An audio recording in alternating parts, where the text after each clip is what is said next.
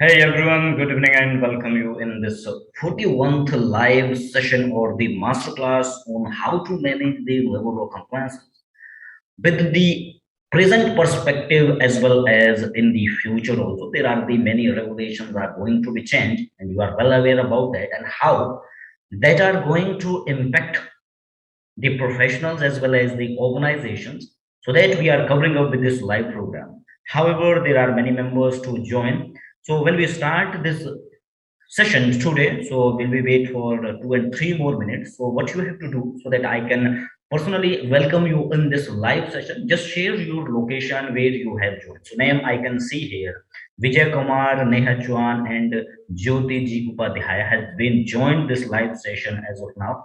So I personally welcome you in this live session today. So just before going forward into the live session, just share your location where you have joined. Then after we will continue with this session within next 2 minutes. We will wait for the 2 minutes only for the other members to join. Otherwise, they can join in between in the live session today.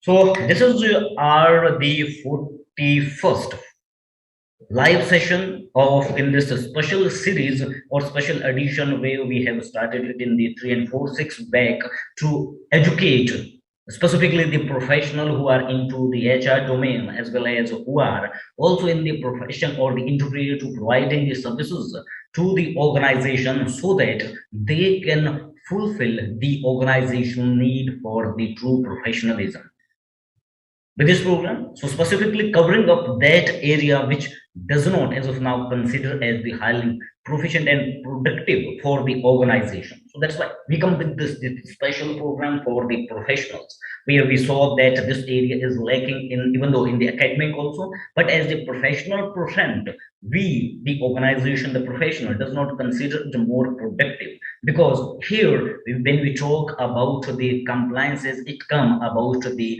maintaining of certain records, but it is the one perspective which regulate monitor your whole organization, its relation between the people as well as between the people as your entrepreneur or your employer, because the business is all around the people, even that are the employee who are the workforce, the which is known as the human capital, which is given the different definitions, but ultimately that are the resources which or through which the businesses are happen.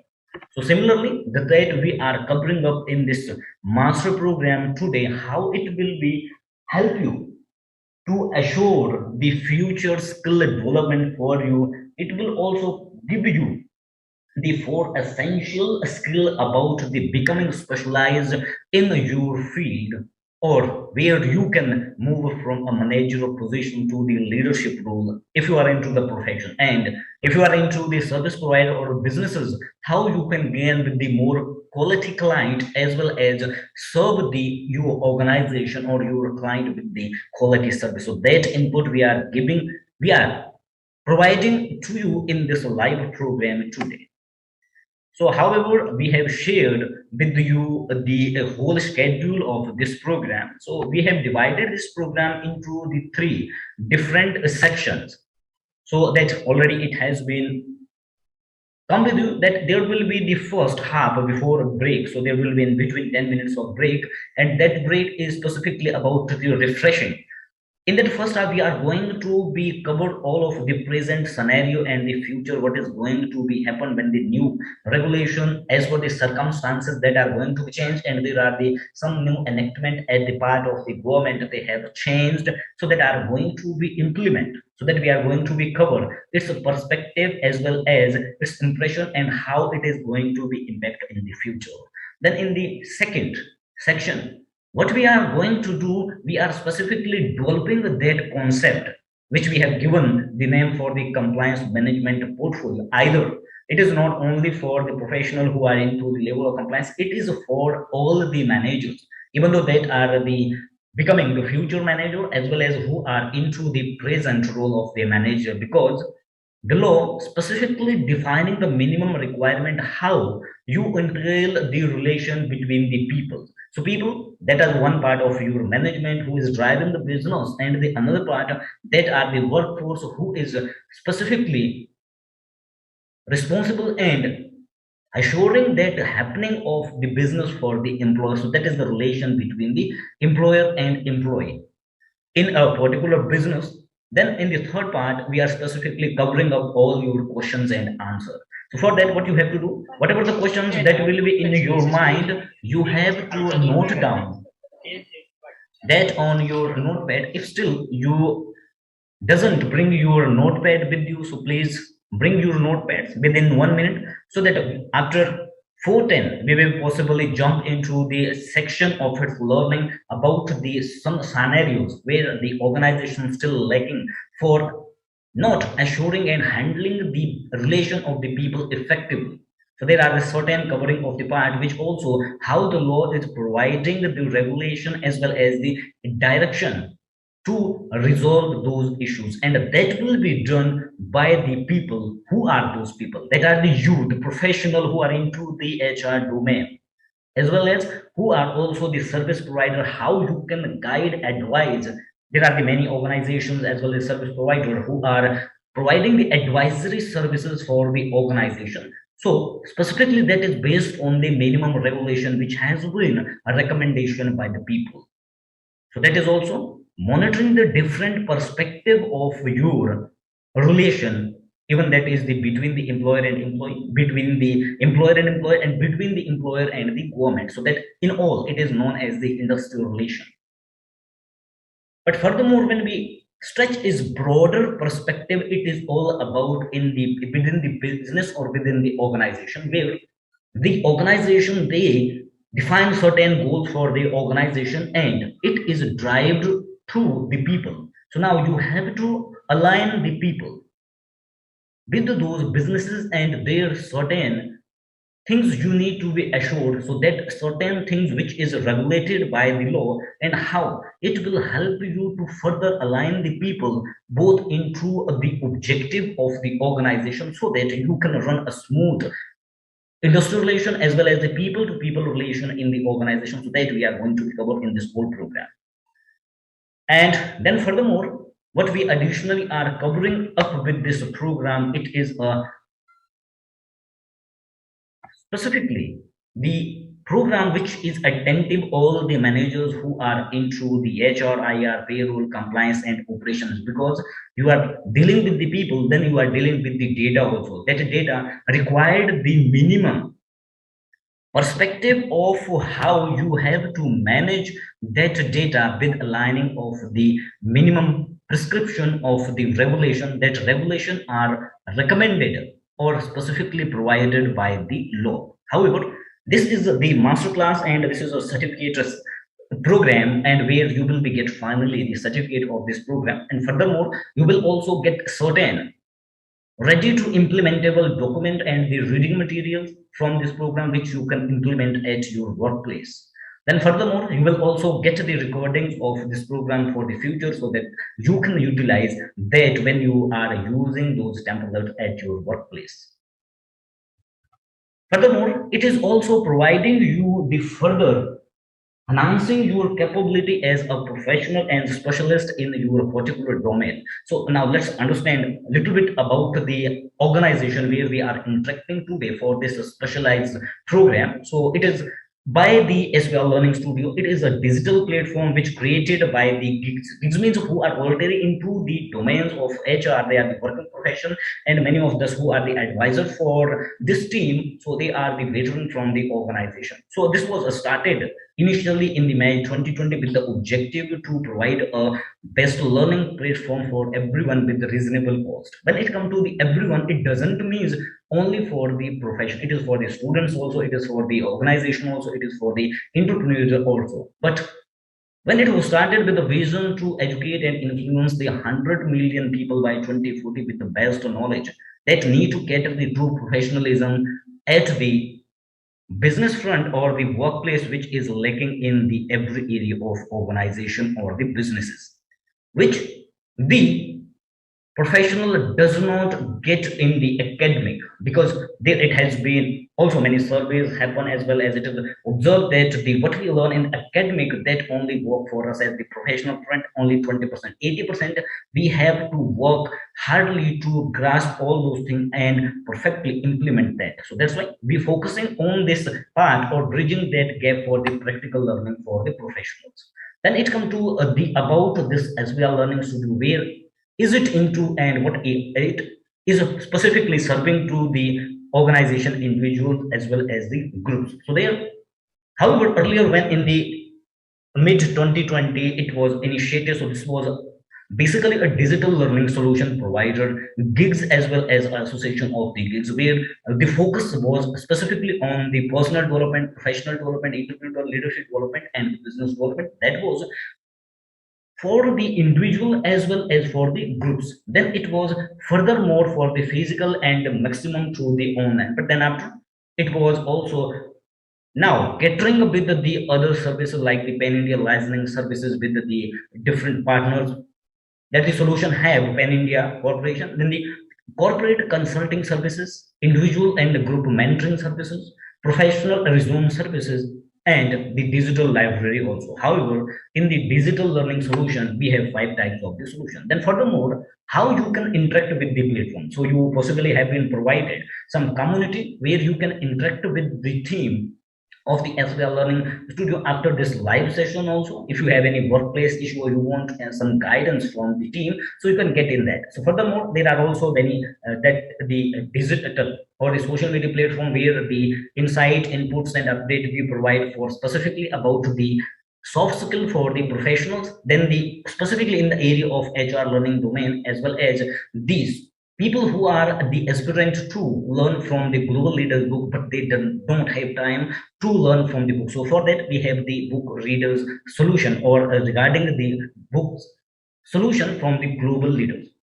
Furthermore, you can also directly contact with the train. So there is provided the website dedicated where you can visit more and learn more about this platform. So that is about the www.azuretrain.com, and the mail ID maybe it has already been shared with you where you can revert for any connection in the future. Furthermore, we have also one the Digital Learning Academy where we provide the digital solution for our the different category of the people, that is in the five different categories which I have been mentioned in personal development, professional development, entrepreneurial development, as well as the leadership and the business development. But the last two, entrepreneurial and business, that are mostly into the physical and the digital life section. So this is all about this program. So now it is about me. So my name is Srinivasan K. I have done my BA LLB and MBA HR. Then I am also certified from the SHRM. I have more than 20 years experience in HR and working with the Indian and multinational organization in specifically the field of more in the labor law or compliances, and then also the HR domain.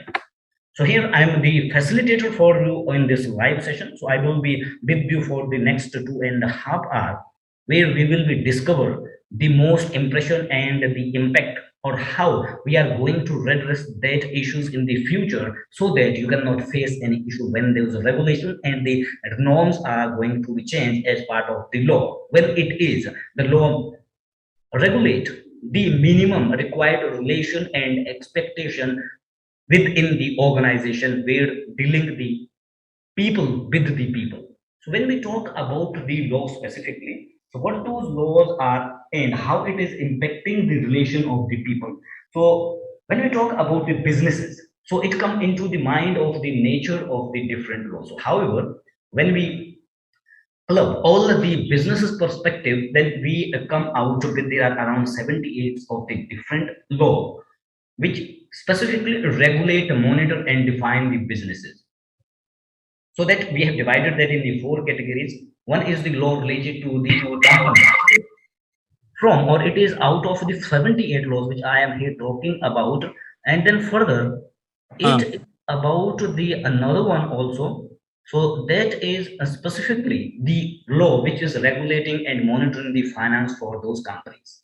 Then there are also the regulation for the environment. It is the external and internal. Then fourth one is specifically about the employment. So that when we talk about the employment, it is covering up all the labor laws. So when we talk about the labor law, it is defining the condition of the employment within the organization, and that are specifically when you are engaging the workforce in your organization for your business output and business processing. Because business is all around the people.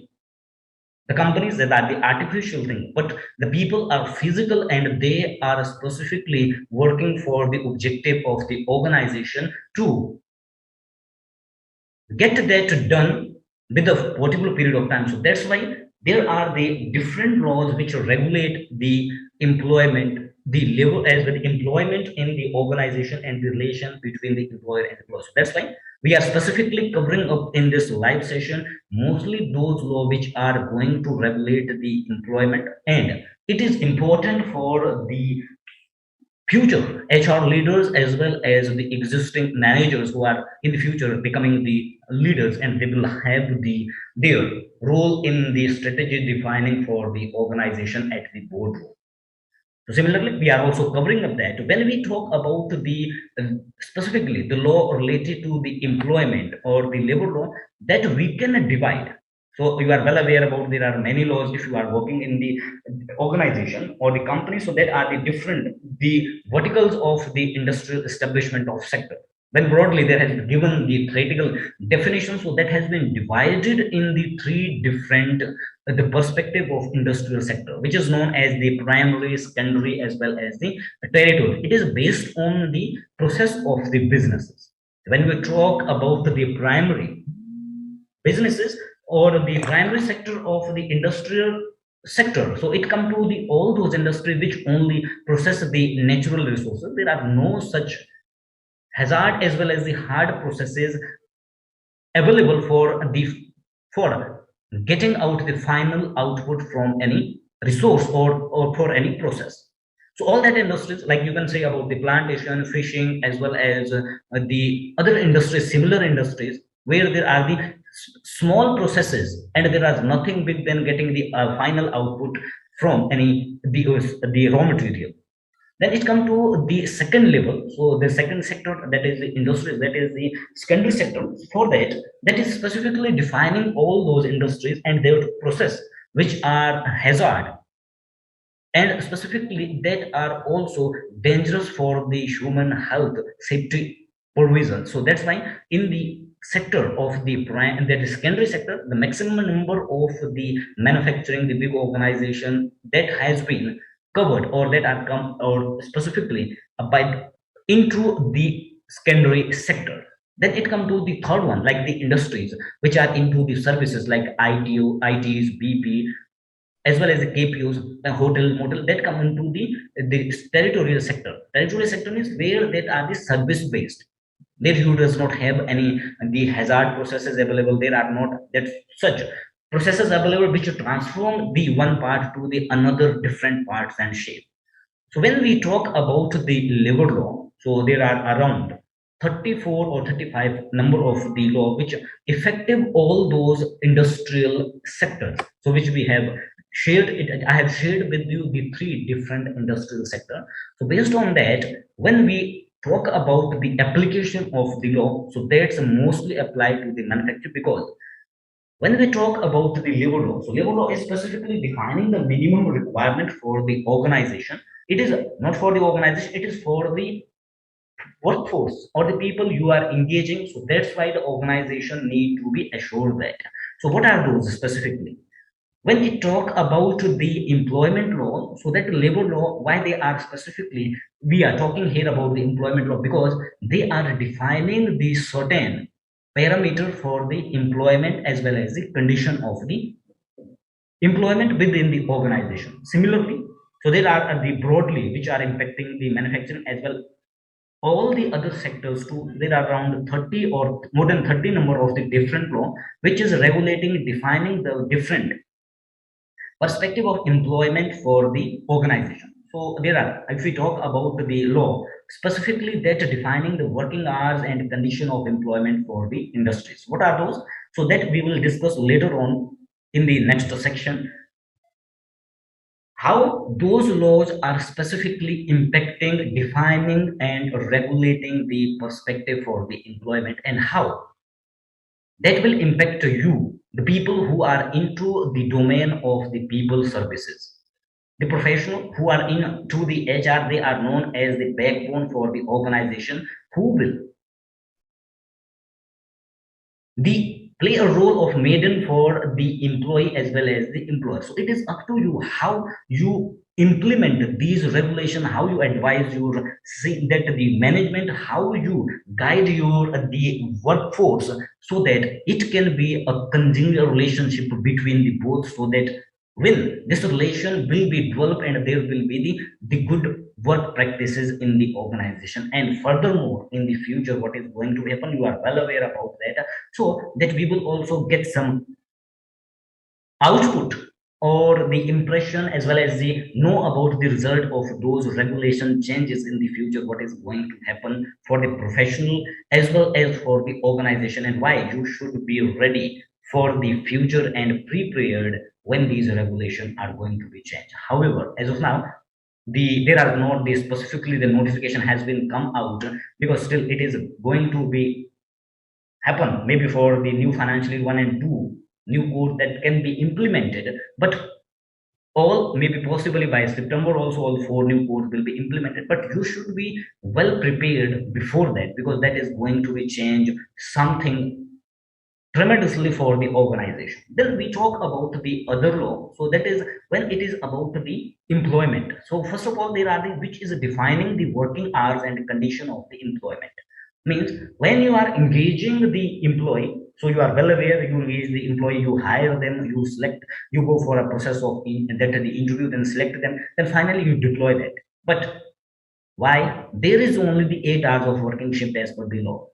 So that is the minimum defined by the law, and that is the regulation. So there are the near about 12 number of the different law which regulate the working hours, condition of employment and services in the organization.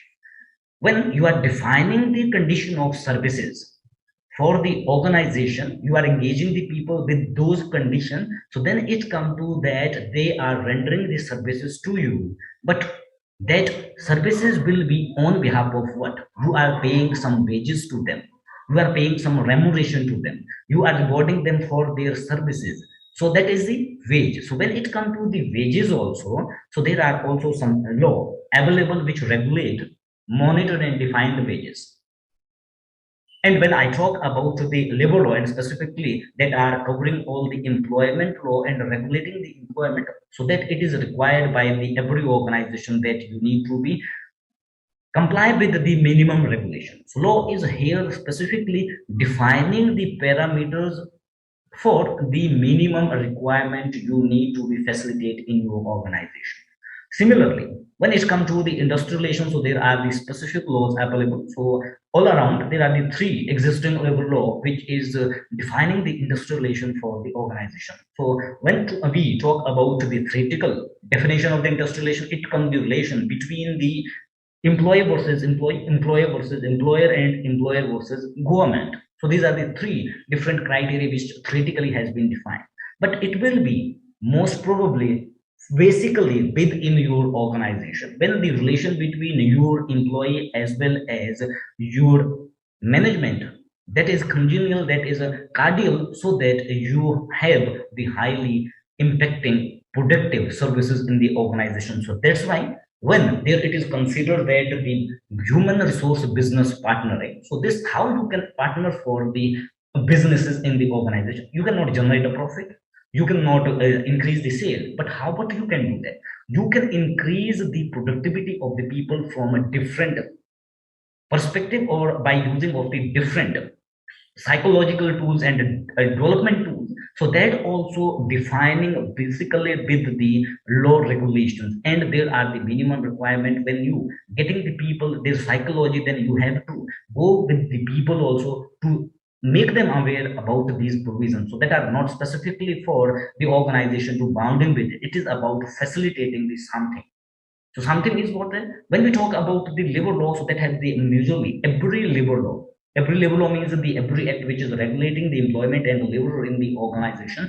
They have the three major objective, and every law which has been enacted in India and regulating the condition of employment and in the organization and labor, So that have the basically three objectives. One is their welfare, health, and safety.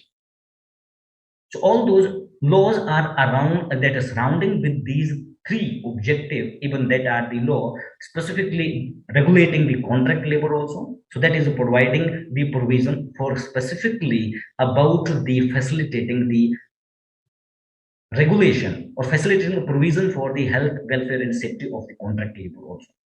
Then it come to the there are the certain law which we can define or the separately define the category of the equality and empowerment of the women laws. There are the laws specifically there are as of now with the existing there are two laws which is regulating or defining the equality and empowerment of women at the workplace. And specifically it is well aware and you are now aware when these concept of the four new codes come there is separately the social security code or social security code coming to the existence when these four new codes enacted by the government. But social security, what is exactly there? So there are already the law available which is regulating and defining of the social security. So there are around five number of the different law which is defining in this current situation or current or with the current regulation or present regulation defining the social security. So now question is that what will be happen or what is new in the four new codes, specifically the code about the social security. When we talk about the nature of Indian labor law, that is regularly defining the employment in the industries, so that are based on the categorization. Then in the future or in the next two and three slides, we will discuss broadly about the four new codes. So there you will understand that why we have divided all those existing law in the different categories. Similarly, those four codes are the that relevance or relation with these different kinds of perspective of the law, so that has been divided in the four category, so that I will also share with you. But here we are discussing about what are the most impacting laws which impacting the industries in the present scenario, or it is the existing labor law. So then there are the specifically defining the employment and training for the individual or specifically who are not the adult workers and who are you are engaging them as an employee or as a trainee. So how you are managing them within the organization. So what is the regulation provided for dealing with those people? It is not only the responsibility of the HR who are employing the workforce. It is also the responsibility of the every manager who are into the operation, because it is about the minimum requirement assuring for dealing with the people. So that is the minimum assurance provided by the law specifically for the health, welfare, and safety that is required in every business and every operation or every activity. Then there are the law which is specifically regulating the environment and disaster in the organization. So there are the existing two law which is defining the environmental management in the industry. So similarly, when we have discussed about the different categories of the labor law which are into the existence, so then furthermore, what are the law, how they define and regulate that different perspective of the employment regulation in the industry. So in the first category, we have discussed about the working hours and condition of employment. So now let's see it here. We have the three major industrial sector which we have discussed about the like primary, secondary, and territorial. When we talk about these three sectors, so there it come to the secondary sector, as I mentioned that it is based on the processes. So there are also the manufacturing setup that how that are regulated. So that come into the regulation or under the regulation of the factories. So what is this Factory Act? So Factory Act 1948 is specifically regulating the provision for working hours. So you are well aware, you are working with the organization, and पावते आताच आहेत का Sumit providing पावते with नाहीत ना that is providing you the condition for working hours. So how that will be conditioned and facilitated. So it is specifically assuring and the regulate providing and specifically defining the responsibility of the employer. You have to assure what you have to assure. You have to assure the health, welfare, and safety through defining of the working hours. So that's why there are the 8 hours of working for the regular shift. Then after you have to be facilitate the condition for the adult worker. You cannot engage the individual who are less than the age of 18 as the regular employee in your organization. So there you have to be separate condition for that. Then after, you have to require, then in the beginning I have also mentioned that the law which have we have divided in the four categories. There are the labor law that are in the two category which we have defined as the only by the our perspective or perception. So that is the primary law and secondary law. So when we talk about the primary law, we have divided that into majorly those law which are specifically required to be abide by the organization before commencing of any organization. So that specifically where we talk about the condition of working and the working employment and the working are in the organizations, that are the law. So there we discuss about the different industries. So that like the manufacturing, so that is the factories act.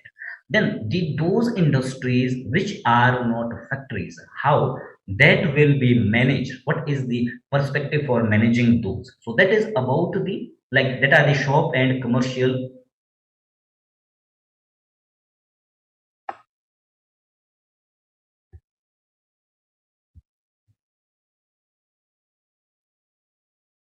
So someone is asking that the PPT is not moving. So just give me one moment.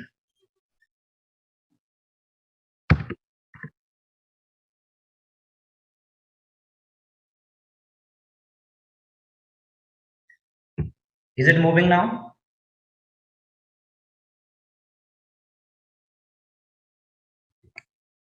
Because here is nothing next in the explanation. So here I'm explaining with the perspective of these law.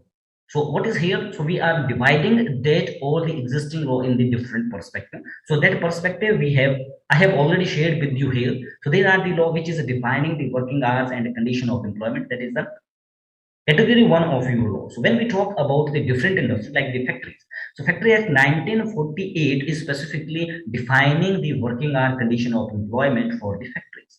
So what is defining? It is specifically assuring or specifically directing the employer that you need to be obtain certain certification and certain approval from the authority to commence a business or manufacturing process from an establishment or from an premises. So for that, what you have to do, you have to apply for the approvals, you have to apply for certain certifications. So that is the building plan approval, that is your factory license, and then after periodically you have to renew also. That is the basic or the primary provision where you require to be implemented when you obtain that certification or specifically the factory license. So there will be given you the list of certain other instruction that you require, means the employer need to be abide in the organization. That are the other law, so which does not require the prior approval, but that are the employ that the important for regulating monitoring the employment in your organization.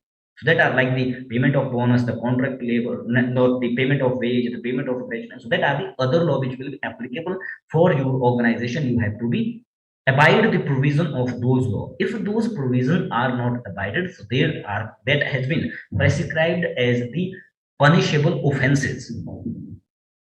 So if we talk about the Factories Act 1948, so there if you are not abiding the provision of the this law, the Factories Act 1940, so there are the provision of the imprisonment up till 2 years and 3 years, and further the fine which can be imposed to an employer for the 2 lakh rupees.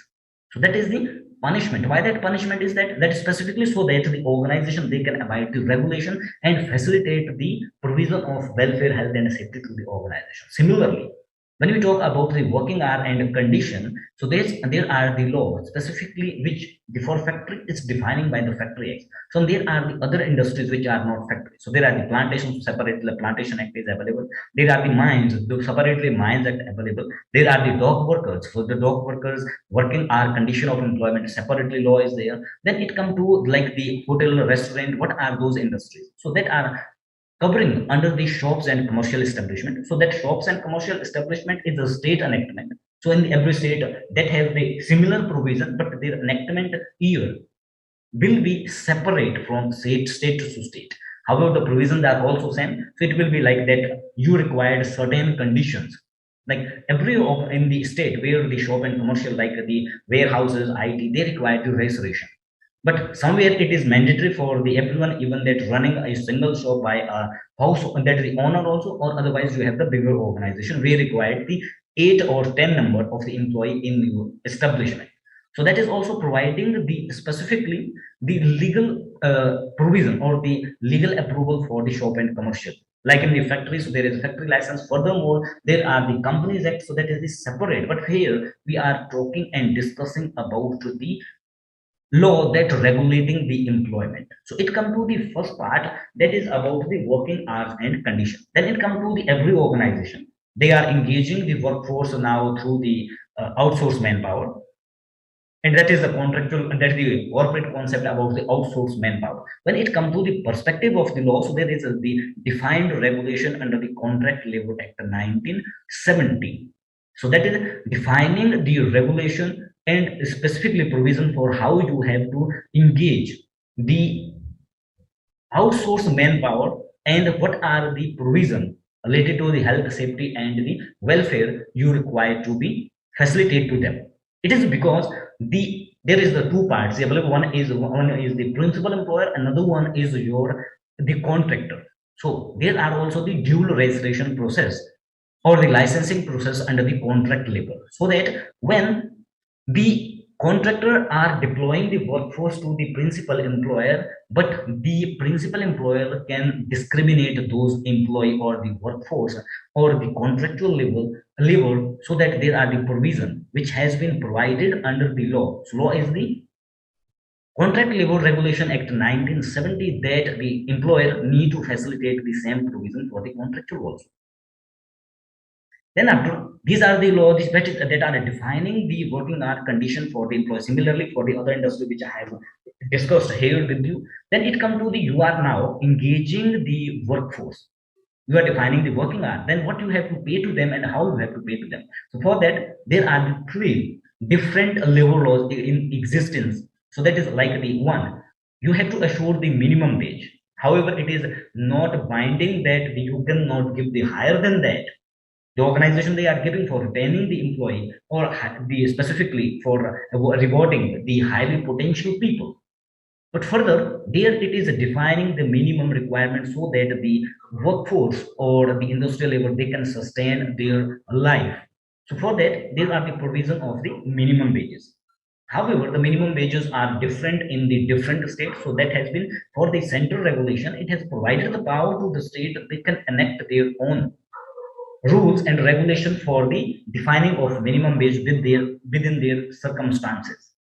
But further, there are some obligations for the organization under the like minimum wage act, so that you need to be assured and you need to be considered, that is the minimum wage which has been defined by the government, that has the two component inside. One is the your basic pay, second one is your dearness allowances.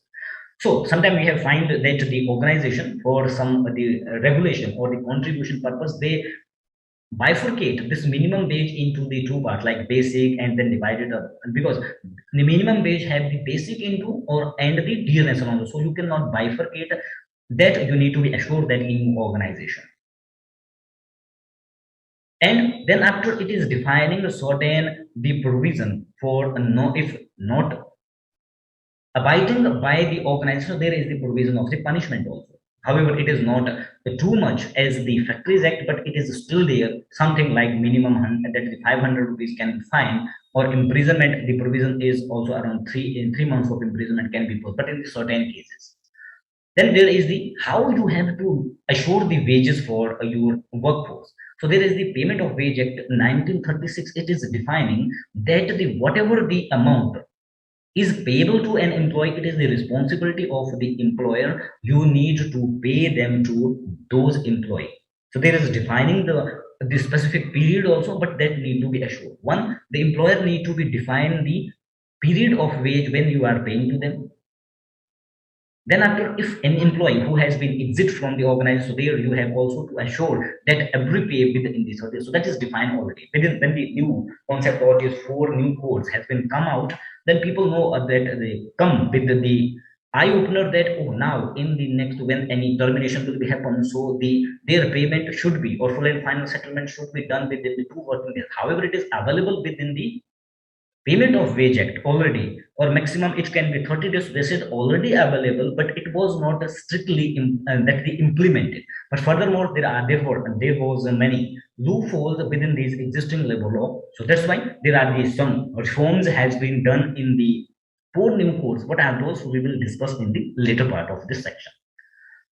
Then similarly, there are also the law which is specifically wages. So then it is required like the payment of bonus act 1965. That is defining when the organization that are specifically come together, or any business come together, or any organization that has been established. So that is further with the objective of generating the profit. But now, who is ultimately the people generating the profits? That are the workforce.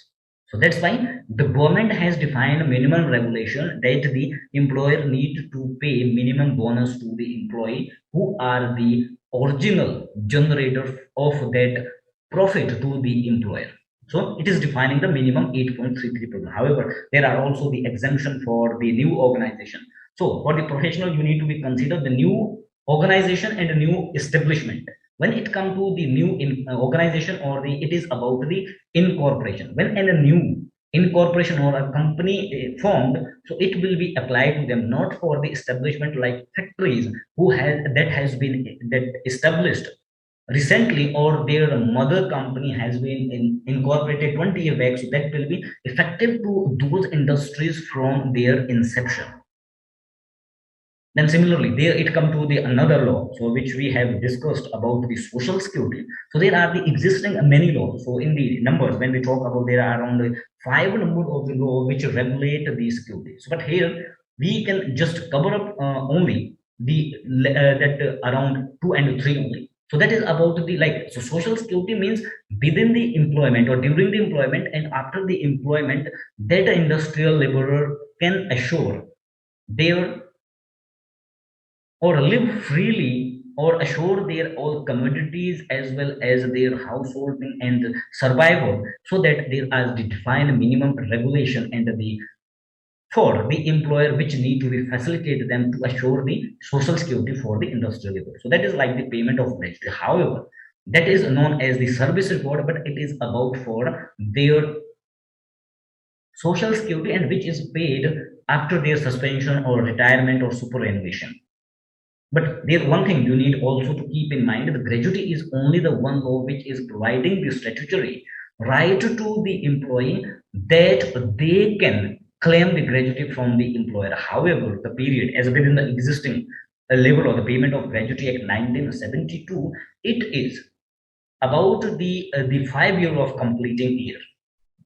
So when an employee completed the 5 years in an organization, so that he will become eligible for claiming of a gratuity from the employer. But when it is required to be paid, so it is about when he will be superannuated, terminated, or resigned from an organization.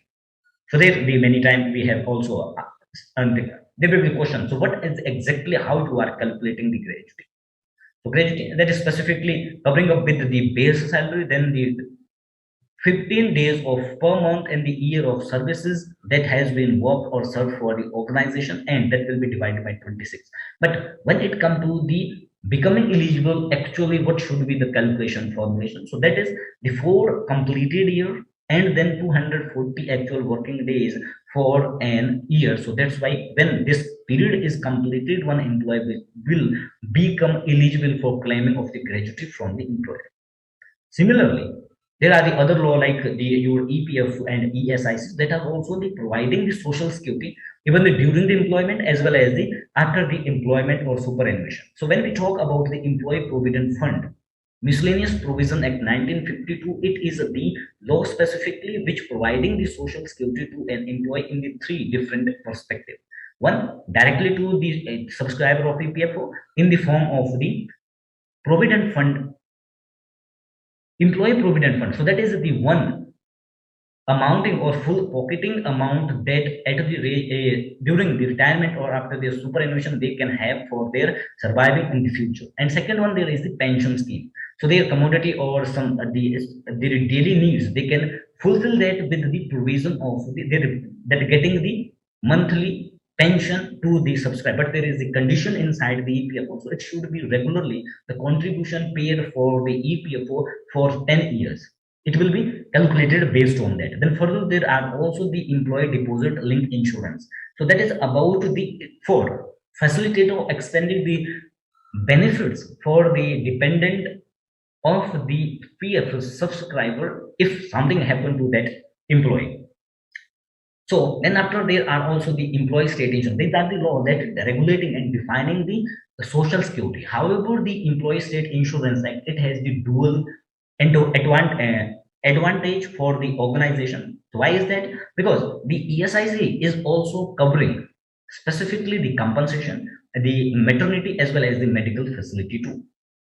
When in the organization, it is that you need to be facilitate the medical or mediclaim facility to the employee. But furthermore, who are within the capping of the ESIC, so that the medical facility as well as the compensation or the maternity that will be facilitated by the Employee State Insurance Corporation Act. Then there are the other regulations like that, the which is specifically defining the industry relation. So who will be defining the relation? That is the relation between the employee. It will be started with the conduct of the employee in the organization. Even that also the conduct of the employer in the organization, but majorly it is about the conduct of the workforce in the organization, what it is regulating. So you are well aware about that every organization, when you are engaging in employees, there is the provision of that signing an agreement between the employer and in form of which is known as appointment letter. So what is in that appointment letter? There is a defined a certain condition of employment, how you will be engaged, what will be your period of termination, what will be the period of your services, or when you can be retired, and blah blah blah blah other service. How, from where that has been regulated. So there is one law available, so that is about the Industrial Establishment Standing Order Act 1946, which is known as the standing order also. So there is a two types of the provision available. One, where the organization having a more than 100 number of the workforce, you required to obtain a certified. As of now, this is within the existing. However, during the COVID, many states they have changed the provision for the certifying standing order, because during the COVID period, many organizations they laid off their workforce. So that's why it is provided. It's why we amended by the state that is somewhere in for the 50 number of the workforce where you have the workmen, you have to get the certified standing order. Further, more as per the central regulation, it is about the 100. And there are also the provision of the model standing order. So every condition of the regulation of law, how you are defining the, which is also known as the code of conduct for the employer and employee in the organization. So everything that has been prescribed in the law, how you have to define the employment condition and regulation, the behavior of employer employee in the organization. So that is also defining the ideally the relation between the employer and employee. So that is also defining the what are the practices you are following in the organization, or that providing certain instruction for what you should be ideally adapt in your organization. So then after the many laws, so every law which are like the primary law as well as defining the working hour condition, so that is providing the provision for the safety compliances, and well the there are the different perspective of the committees and well as the members that are regulating the industrial relation within the organization. So that is the perspective of the existing labor law that defining the different perspective, so that the managers who are into HR, who are into the payroll, who are into IR, who are into the operation and compliance specifically, they need to be understand deeply or thoroughly the perspective of these law. It is based on the nature. Then it comes to that these are the existing law and that regulating the provision. But furthermore, there is one new enactment or the implemented happen, that is about the POSH Act. This is one of the another law which is important for the organization, where it is separately applicable for every organization. Why we are here I'm sharing it separately, it is because it is implemented by the Ministry of the Child and Women Development of Government of India. So that's why it is specifically where the authority are separate. It is mandatory for every organization, even though you have the one employee, you have the 10 employee, you have 100 employee, but there is some conditions which the organization need to abide by. So what is that? When the enactment, it was enacted in 2013, there are the certain the workplace discrimination and harassment happens. So based on that and the previous historical cases, so this law was enacted in 2013. But after when this law was enacted, so there would be many loophole, but with the regular improvement as well as the amendment, so therefore the changes happen. But at least it is mandatory for the every organization, you need to be assured. It is now also the provision for where the every organization and for the professional, it is also providing the additional opportunities. What is that? I will also share that with you at the end. But furthermore, what are the obligations the organization required to abide and fulfill or facilitate in the organization? First of all, the organization who are having or employing the employee more than 10 or more employee in a day, so they need to be constitute an internal complaint committee. And then every organization where there are the employee, even that is less than 10 or the above than 10, so you need to be frame the policy for the on prohibition, prevention, and redressal of sexual harassment of workplace. So it should be about the policy that is about the intention of your employer for defining a policy for zero tolerance against or toward the harassment, sexual harassment at workplace. It is mandatory provision for every organization. Then you may have the question that if the committee or constitution of the committee is applicable for the 10 or more employee only in the organization who are having this, but the organization who are having less than 10, so if there any case of harassment come, so where the female shall complain or where she will be get the redressal for such discrimination or the harassment. So there are also the provisions because under this law, so the authority for regulating the or monitoring the regulation of the POSH Act, so that is under the district officer.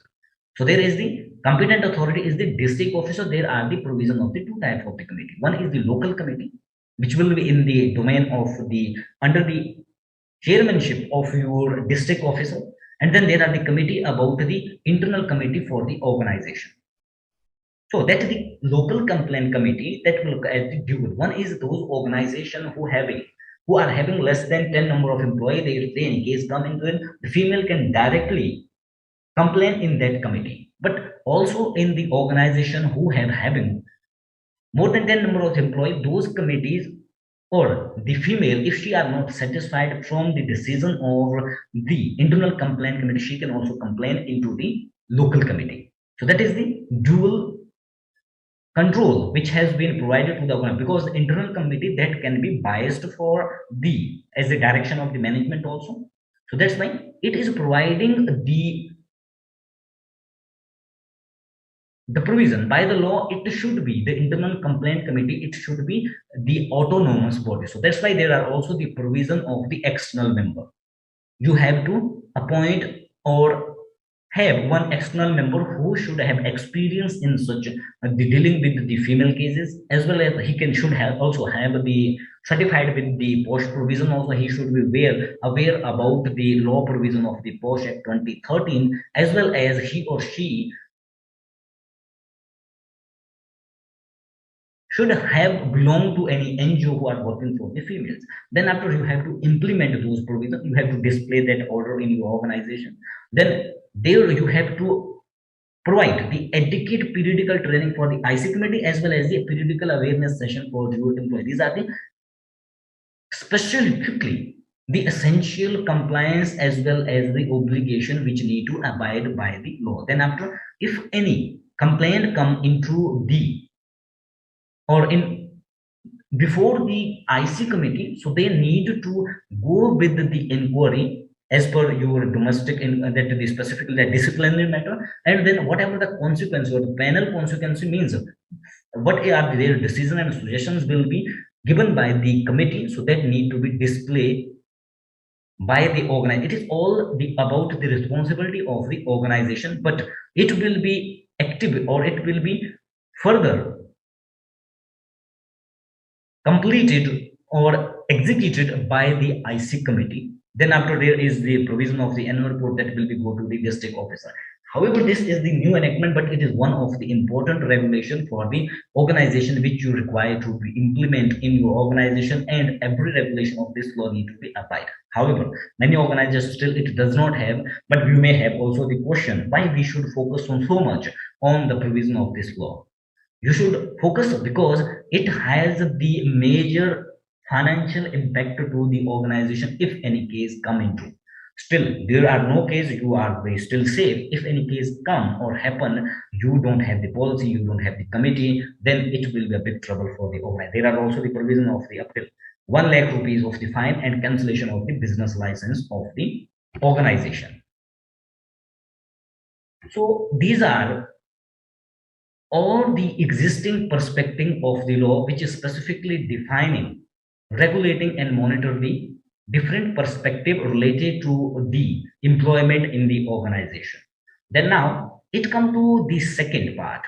So second part is specifically about the four new labor codes. What are those? In the beginning, I have been shared with you the different category of the law which we have divided that into their based on their relation, based on their what they are regulating, defining, and monitoring. So that are specifically where we have cover up it. So we have covered up it here. So that is like the law, like the working hours and conditions. There are around 12 existing law which regulate and define that in the different industries. There are around five number of the different law which is regulate the social security. There are around three number of the existing labor law that is defining or regulating the minimum wages or wages to the organization. Then there are the three number of the law that is regulating and defining of the industrial relation. So now let's come to the new four new codes. What is in those four new codes? So here, what is happening or what the government has done? So all those relative law that has been merged with these four new codes. So they have given the new name for the existing law. So there is something they have been changed inside or incorporating additionally something in that. So they have given the name to them and make it more strict so that it can be implemented and facilitated. However, the objective of these law are also the four new codes. It are still same. The facilitating of health, welfare, and the safety provision in the organization. So in the 16, 17, or 18, 19 specifically, there are these 29 central labor law which has been merged with these four new codes.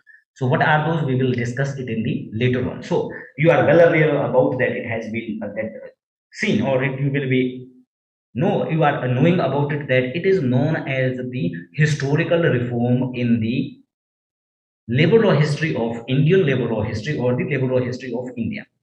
So if you see, when we consider the compliance of the law, so that is about the documentation. So when we talk about the reforms, or it is the biggest or historical reforms in the Indian labor law, then we can see there are specifically are there are some reforms available. When we see in the front side, it is about the impression. In the impression, it has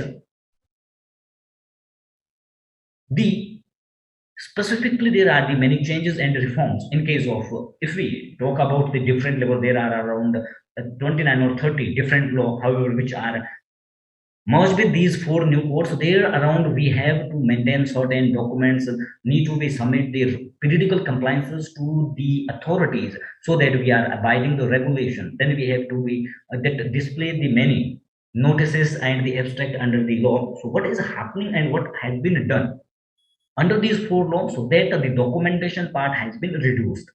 However, actually whatever the information you have to be submit that are remain same, but there only the part of the documentation has been reduced, that has been provided with a bucket of combination as well as the bucket of consolidation.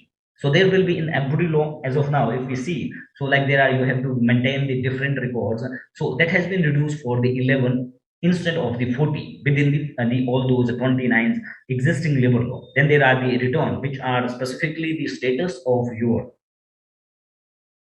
compliance or regulation you are abiding, so that you need to be submit to the authority periodical basis. So that may be monthly, quarterly, half yearly, as well as the annually, or somewhere it is also the biannually also. So that will be for 4 new code, it will be consolidatedly 4 only. Then license, it will be increased 1 instead of the 2. Then the display, which was earlier in the form of notices as well as the abstract, so it will be 13 instead of the 20 we had to maintain as of now, or which require to be compliant. Then there are the registration, it will be 3 instead of the 5, and then remittance under the ESI CPF, it will be remain same.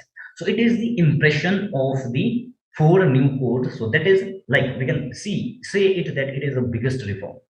But actually, when we focus on the result of these 4 new codes, what is going to be happen? So here, what is going to be happen, that is impacting the organization financially, that the part of their the punishment where the employer will be imposed with the fine as well as the imprisonment, so that has been increased from 50% to 75%. So just have a look on that.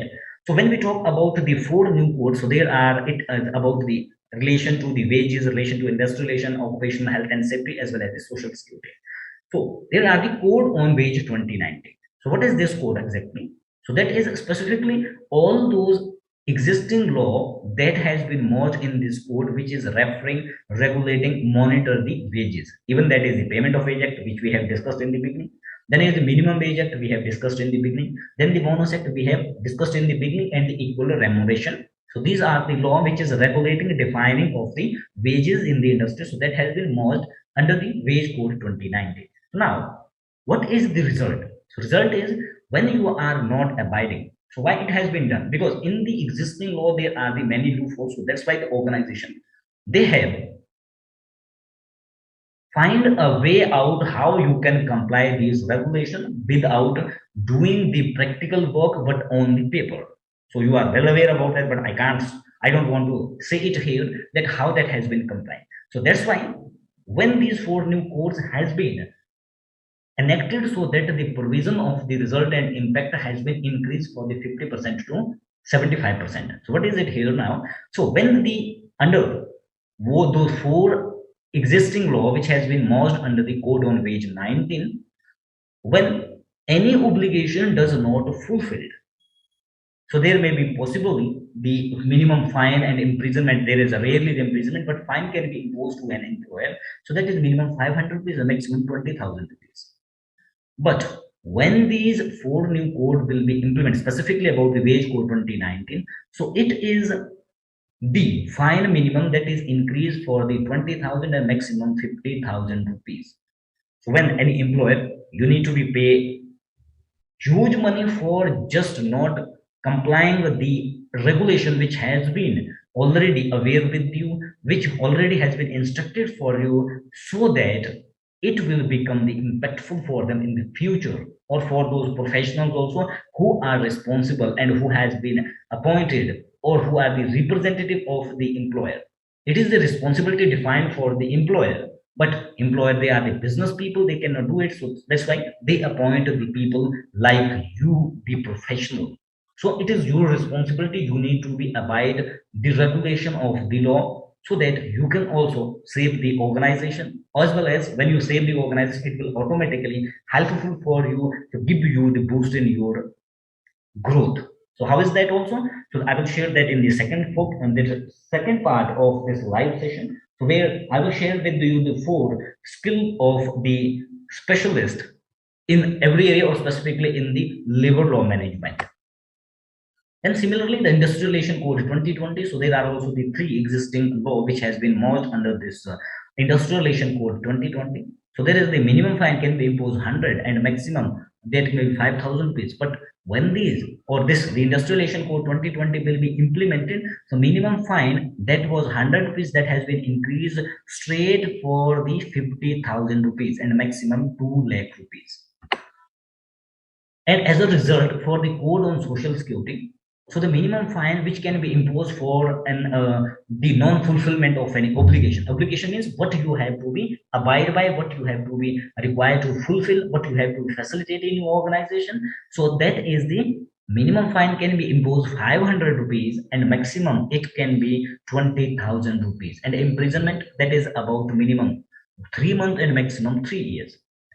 When the code on Social Security 2020 will be implemented, then the fine which can be imposed for a single number of your non-confirmation or non-fulfillment of the obligation, so it will be minimum 50,000 rupees or maximum 1 lakh rupees for a single obligation not fulfilled by the organizer. And there are also the provision of the imprisonment. However, still that is also the rarely, but it is possibly that the every organization they will be imposed with the huge fine. And then furthermore,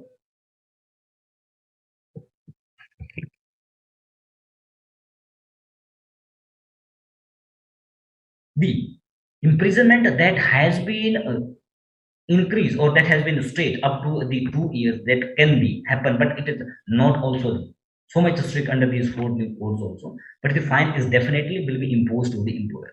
Similarly, the code on safety, health, and working conditions. So there are around 8 to 9 existing law which has been merged under this code. So there is specifically as a result, finally, what will be happen? Similarly, as if previously three code we have discussed, so that the minimum fine, which is around 500 rupees, that has been increased for the 50,000 rupees minimum, and the maximum, which was under the Factories Act 1 lakh rupees, that has been increased for the 5 lakh rupees.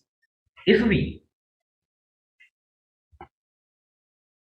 compute all these provision of fine together and considering the five number of the different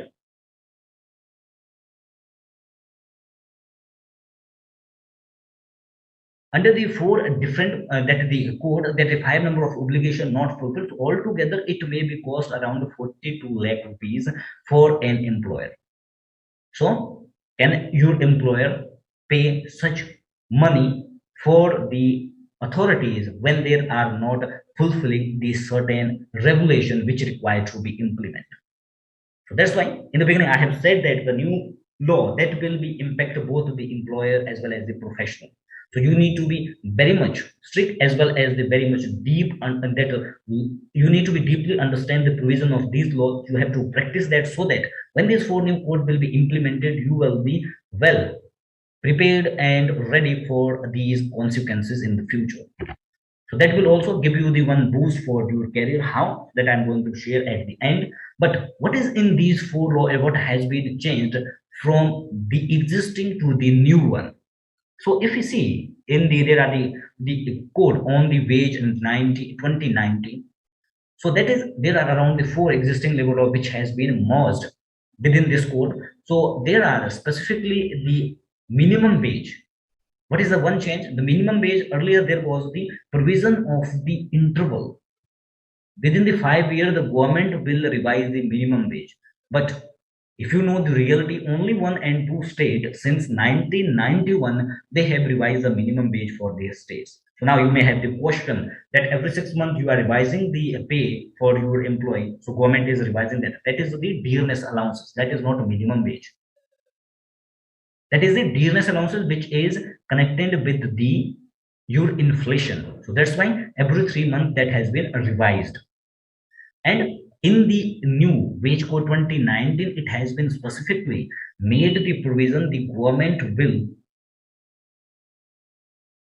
revise the minimum wage within the 5 year of period. So it cannot be exceed more than 5 years. So it will depend on the 1 year, 2 year, 3 year also, but maximum it is defined as the 5 year where the minimum wage need to be revised. Then second one, there also has been provided the specific the definition. However, it is the still same with all the provision which earlier were there, who have the direct control on the businesses and operation of the organization. So he will be sure he will be appointed or he will be employer under the consider of the four laws. Then after there specifically the further there will be also many improvement required. So still since 2019 this code on wage it is 2022 now, so it is around 2 years. Then there are not such the direction available or the fixed date available when it can be implemented. However, internally there are also the provision of going to the discussion what can be changed. However, the organization professional they are misinterpreting some condition of these new codes. So still there are the loopholes, but it is definitely going to be implemented, but further impacting the organization and the further. So then after the earlier the provision for the labor law that was impacting and specifically applicable for the class of working who are having or who are whose wages are less than 25,000 rupees, so they can be considered under the specifically the laws are securing or the employment law or the labor law are securing those employees. But with this four new code it has been extended to the every class of the employment, whatever is their monthly wages and that, so that has been changed. So similarly, what is the changes happen into the social security code 2020? So there are what was not earlier there and now that has been implemented. So earlier there was specifically there was not the definition and the in the law it was not defined the specifically the fixed term the employment how that can be conditioned. Then the home work based or who are the freelancer, the self-employed and platform worker, how they can be regulated and providing the social security to them. So what is happened as what has been incorporated in the social security code, all these like the fixed term employee, that the home-based worker and self-employed freelancer they has been covered. The provision has been incorporated in the social security code 2020. So these different people will also be covered or a professional or even their fixed term employee that are home-based self-employed that are also being covered under the provision of social security under the social security code 2022. Even though they're like the maternity act for the unorganization worker social security that welfare that has been extended. So that's why you are well aware about the employment card or the labor card. So that is specifically about these covering of all those unorganized sector workforce for the social security.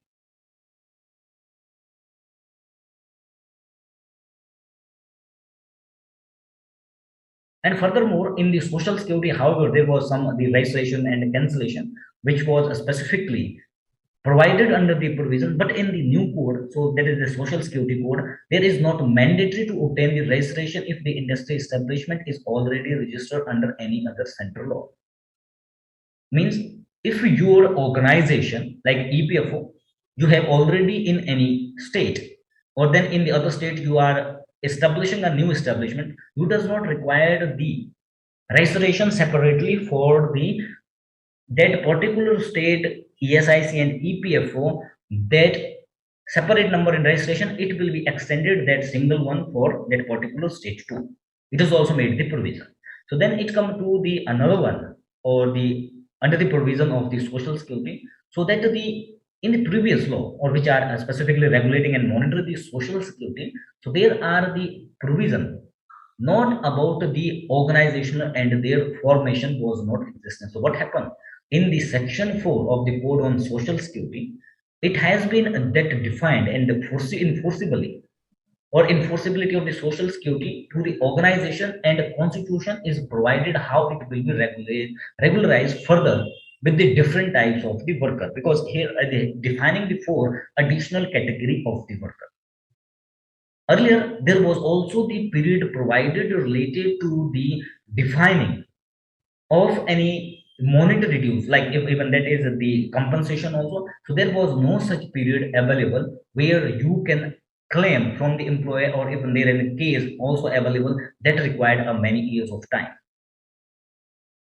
Or it is about the employee provident fund and miscellaneous provision act. So it is about the 5 years that has been defined under the provision of the new code, so that within the 5 year it can be defined and imposed to the employer that the money whatever is due for the social security purpose, so that need to be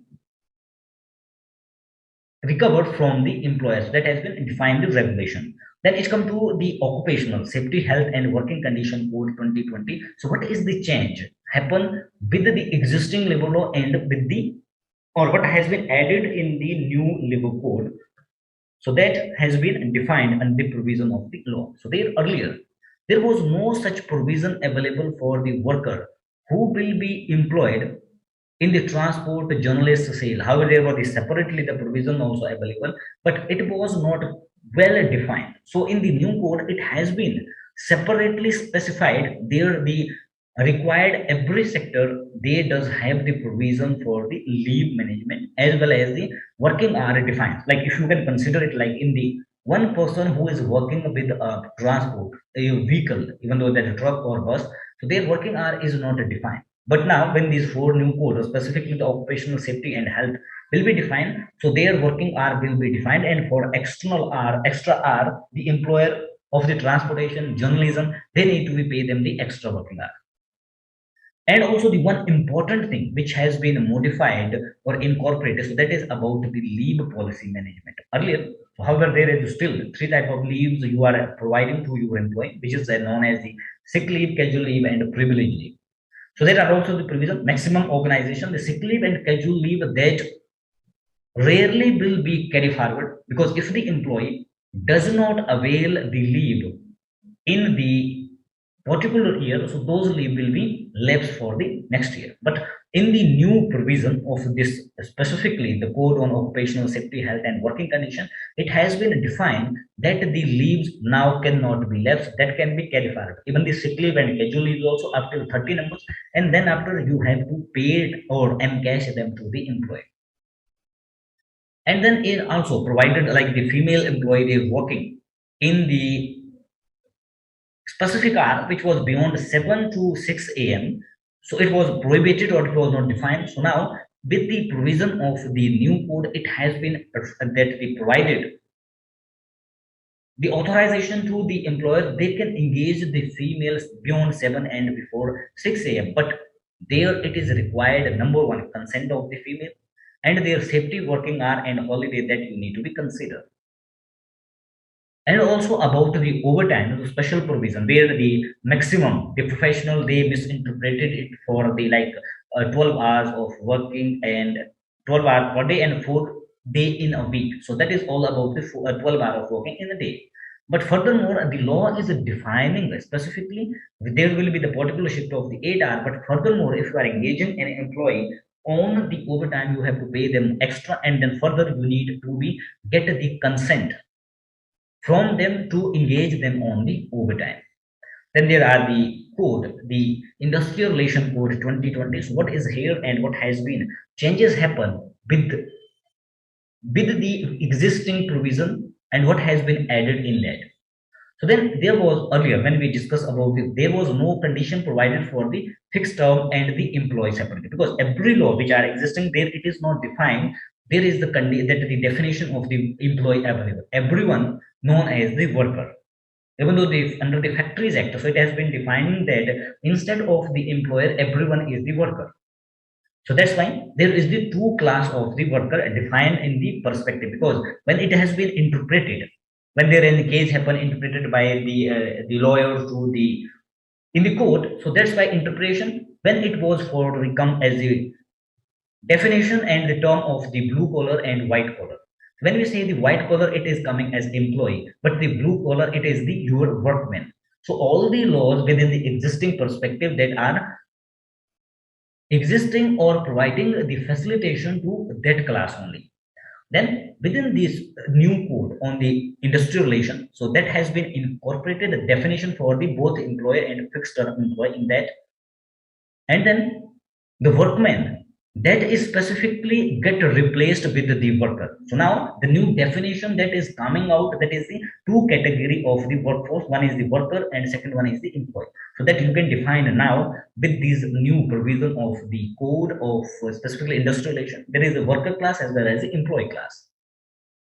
And there are also specifically defining the provision for the like the industrial dispute act. So for this strike, that if anyone going on the strike, so that the employer has the right to levy the leave for their up to 50% of worker, that is on the donation basis. Mean you can also consume their casual leave for that case if it is that is unlegal. And then also the another provision earlier there was that if any case happen, or any dispute happen between the employer and employee, even that is the real ground or that is false ground, the employee directly went to the authority or the conciliation officer under the section 9 of the industrial dispute. It was provided under the law, but now it has been modified. First, the employer have to go with the redressal committees. So every organization there should be redressal committee on the 20 number of workers, and then after there should be every, if any grievance happen or any differences between the employer and employee or employer and employee happen, so they need to be first complained in the grievance committee. If the resolution does not provided by the grievance committee, they need to, or they can go with the cancellation officer. Then secondly, which is provided that there was earlier no time limitation for completion of a disciplinary proceeding. It may be further depend on the employer also. It will depend on the who is the disciplinary officer. And then after it has been defined, or the specifically the period has been defined under the provision of the industrial relation code. So every disciplinary proceeding should be done within 90 days of that complaint, or that the investigation need to completed within the 90 days, and that time limit start from the date of worker's suspension. It does not mean that it will be when you start the inquiry or initiate the inquiry or disciplinary procedure. It will be start with that effective date when you have terminated or suspended an worker. And then furthermore, related to the standing order that has been revised, as we have discussed in the previously, so it was existing with the 100 number of the workmen, but now that has been changed for the 300 numbers of worker where you required. So earlier it was workmen, now the definition has been changed for the 300 worker, so that within the 300 worker you require to get the certified standing order. Otherwise, it does not require. Then finally, when we all together come all the provision of the new four codes, what is going to be happen? So it is specifically changing the provision or giving you the uniform definition. Earlier with the existing level, it is around 16 type of the different definition for the wage under the different law. So in the new four codes, so there is the one uniform definition provided for the wages that is considering under the law. But here you need to be keep in your mind that there is a two terminology of the wages. One is the wage for law, one is the wage for your corporate. When it comes to the corporate, it is this cost to company. When it comes to the law, it is about your direct pay. So that is come in the provision of your gross wages, which is you show only your salary or your salary slip or monthly. But furthermore, there are the certain component of the wages which are considering in the cost to company, but that should, if that are related to the some certain provision, so that will be come into the provision of the your gross wages. So under the provision of the payment of wage act, the definition of wage has been defined. That will be the basic pay, dearness allowances, and other will be the retaining allowances. So whatever you are paying for the retaining instead of incentive for retaining, even that is indirectly, so that will become in the provision of your gross wages. And for that there is the one new concept added, so that the basic pay should be 50% of your gross wage. So now the definition for basic wage will also be changed. It will be 50% of the gross wages. When it will be changed and implemented, it will be impacted the employer and employee both. How? For financially, for employer it will be increase the contribution part, and for employee it will be decrease their take home salary. Then it has, which we have discussed, that the separate definition for the worker and employee has been given. So there the floor wage concept has been that incorporated, and every 5 years that will be revised by the central government, and based on that the state will define their minimum wage.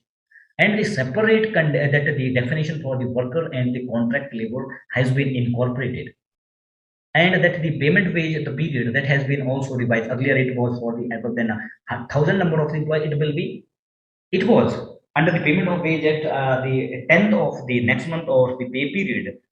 Then it has been revised for the all category of worker and all number of the employee you have in the organization. It should be before 7th of the your pay period. So, as per the law, the pay period is your calendar month. Somewhere in the organization, they have some the specifically cycle defined for their wages or their attendance. But when it comes to the pay period, it is as per the calendar, and law is recommended this one and considering only the calendar month. Then furthermore, what is the new thing which has been the modified or which has been incorporated and changing for the future? So that is about the standing order, which we have discussed for the 300 number. Then the grievance redressal committee, 20 or more worker you need to be implement in your organization. Then provision for the aggregator means the inspector. He will be also now the facilitator. He will also provide you the information and knowledge about the law and how they are impacting. But further, he will also the monitoring authority for the regulation of these law. Then the gratuity period, it has been reduced for the 3 years. Then annual free health check, it is mandatory for every organization, free of cost. You have to facilitate the annual health checkup for your employee, even that are the contract leave, whatever are there. Then the leave management or encashment specifically carry forward, that has been added or incorporated for the casual and sick leaves also. Then employment of women beyond the 7 p.m. and before the 6 a.m. that has been accepted. But there you need to be get the consent and their safety provision through to and fro. You have to be managed with security. Then employee consent required for the overtime for work and double pay you have to be assured. So these are the changes happen for the organization. But now how you have to be ready for the new provision. So what you have to do, so they are mandatory. You have to restructure your wage. When these four new codes, specific the wage code 2019, it will be implemented. So first of all, it will impact your salary structure or wage structure. What is that? How it is structuring and how it is impacting to the organization. What you have to do. So here we have one presentation for you, and that presentation we will also share with you in your physical through email so that you can use it in the future. So now let's understand it. What will be happen and how you have to be focused and what are the key points you have to keep in mind while you are restructuring your wage when these four new code or specifically the code on wage 2019. 2019 wage on code is one of the code of social security. These two code can be implemented first and very soon, maybe if not effective from the 1st of April, so it may be from the 1st of June or 1st of August, possibly it will be impacted. So it will be implemented. So now, as of now, the minimum wage, its definition is like there is a basic wage and then the dearness allowance. So all whatever is the minimum wage is that has been combined with these two components. So now, what is going to be happen when the concept of the new wage is be implemented? So somewhere it will impact the organization reducing their cost, and for the other cases it will be improving and increasing their cost. So when we talk about the in scenario one with the existing, somewhere the organization they bifurcate these that the minimum wage in the two component considering of the specifically about the contribution for EPFO. However, the new definition there is the ceiling of the 15,000 that you need to be calculate or recover the contribution based on that particular ceiling. However, with the provision of the new code, there is a 50% of the wages. So accordingly, you need to be pay it on the whole wages. So it will be around 40-40. But in the scenario two, where you have like you are paying the minimum wage as basic, and then there are the other component available, and your total salary is 20,000. In that case, you have to pay it on the 12,000 rupees. It is the condition for the minimum. Then it comes to the where your executive, your employee whose wages are above then 20 and you are similarly paying the 12,000 rupees and then your salary is gross is this, then it is the 50%, it will be considering the same. However, the provision for the EPF as per the ceiling, this will be repealed and this will be removed this condition and it will be applied to the condition of the basic wage which will be 50%. However, if you are engaging, what is the benefit of this for the organization when the concept of the 50% will be introduced? If you are engaging the that the new or the international worker with the countries where we does not have any. social security agreement. So in that case, you have to be contribute or deduct the contribution for the 50% of it. However, with the existing regulation, it is for the full wages. Similarly, when this concept of the 50% wages will be implemented, so for the gratuity process, there it will be impact for the organization, because earlier, as within the existing regulation, it is the basic wage, or then the condition will be same, but the amount for the basic pay will be increased. So that's why the gratuity will be increased for the employer. However, in case of the retrenchment, closure, compensation, that is the wages under the industrial code, it will be helping or reducing the cost, because the law is now considering the basic pay, and that will be the 50% of the gross. However, within the existing law, the compensation under IT Act, ID Industrial Dispute Act 1947, it is the gross wage. So that's why you have to be pay around this much of compensation in case of this salary. But furthermore, when the concept of 50% of the basic wage and considering for all the wages, so it will be reduce your cost for the 50%, near about 50%. Then the overtime where you have to be paid, it will be around. However, as of now, you have to pay it on the gross also, but further it will be on the 50%. It will also improve or the reduce the cost for the employer. Similarly, there are also, you have to define accordingly the competitive structure for your employee who are covering under the income tax provision. So accordingly, you have to be done it. So this is the template we will be share with it with you for your implementation, your learning, and structuring your wage union organization, so that you can implement it. And for referring, we will also share the this video also, so that you can refer all this document during that time. So now, so this is all about the part one of this section. So however, it was defined for the 1 hour, but we have covered up it for the 1 and 30 minutes additionally. So, but now come to the second section. So what we are doing here in the second section, we are practically designing the statutory compliance management portfolio. However, it is not specifically for the statutory compliance. This system you can also work for the other function.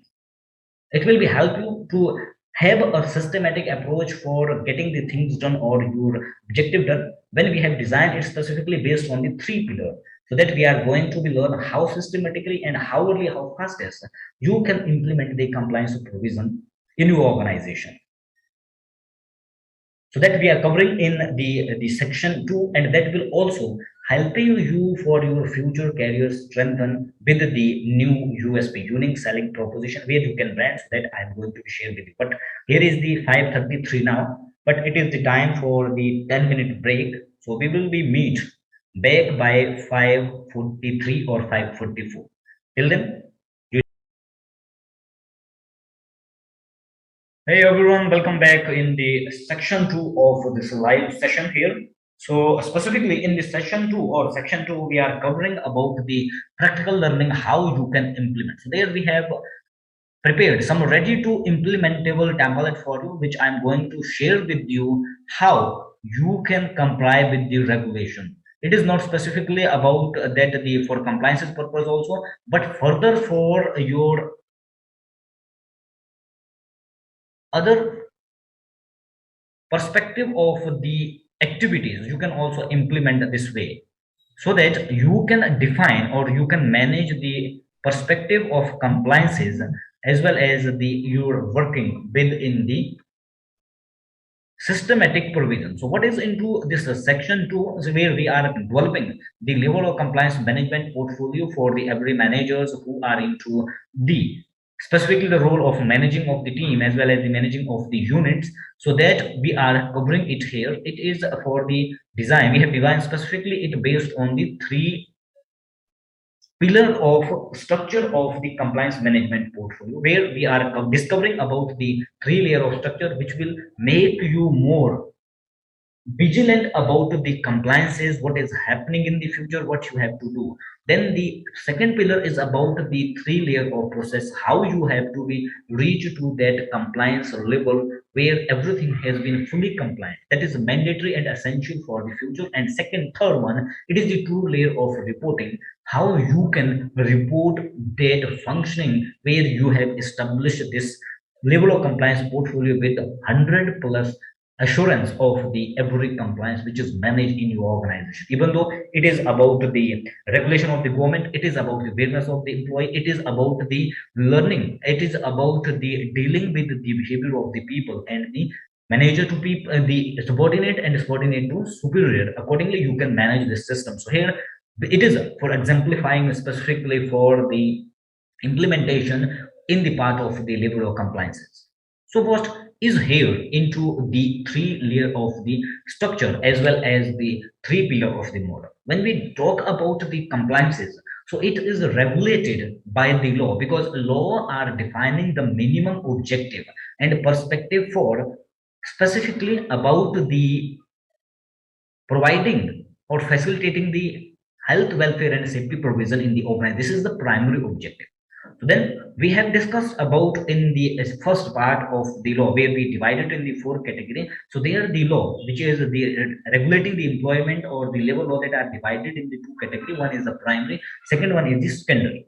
So primary law are those law which specifically required certain approval by the organization from the authority to commencing any business from any premises, so where there it is required to the certain approvals. So that is the number one, the first layer of your level of compliance portfolio. So you have to identify all those law which require the approval. So there are also all those law which are defining and the condition of working in the every is an establishment. Then after the social security law that is also required. Then the contract law that is required the approval. So all those law which are applied. So here we will be thoroughly discuss about the or exemplify the factories or the manufacturing establishment where maximum number of the laws are applied so that you can implement this procedure of the portfolio in your organization. Then thereafter, when you have obtained the registration, you have obtained the licenses,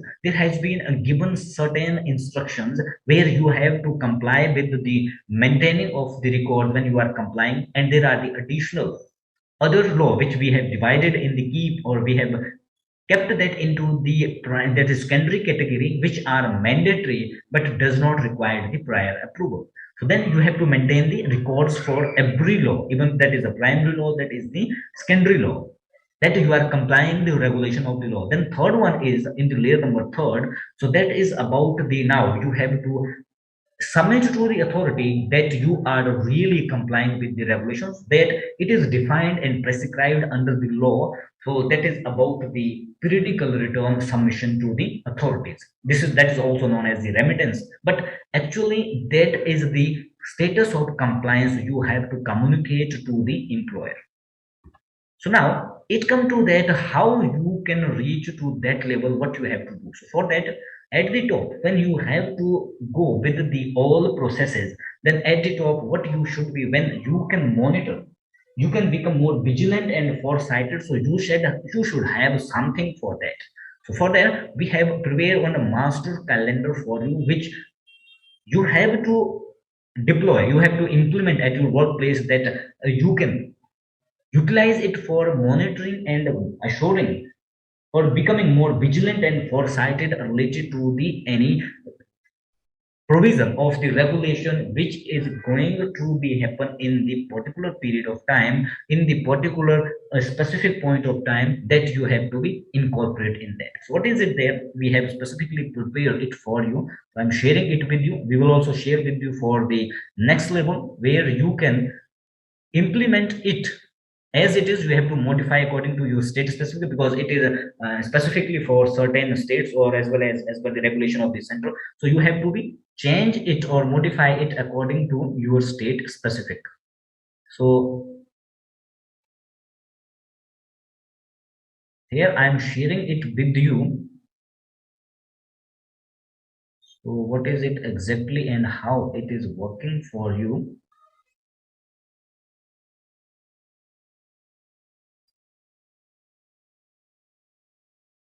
So it is here.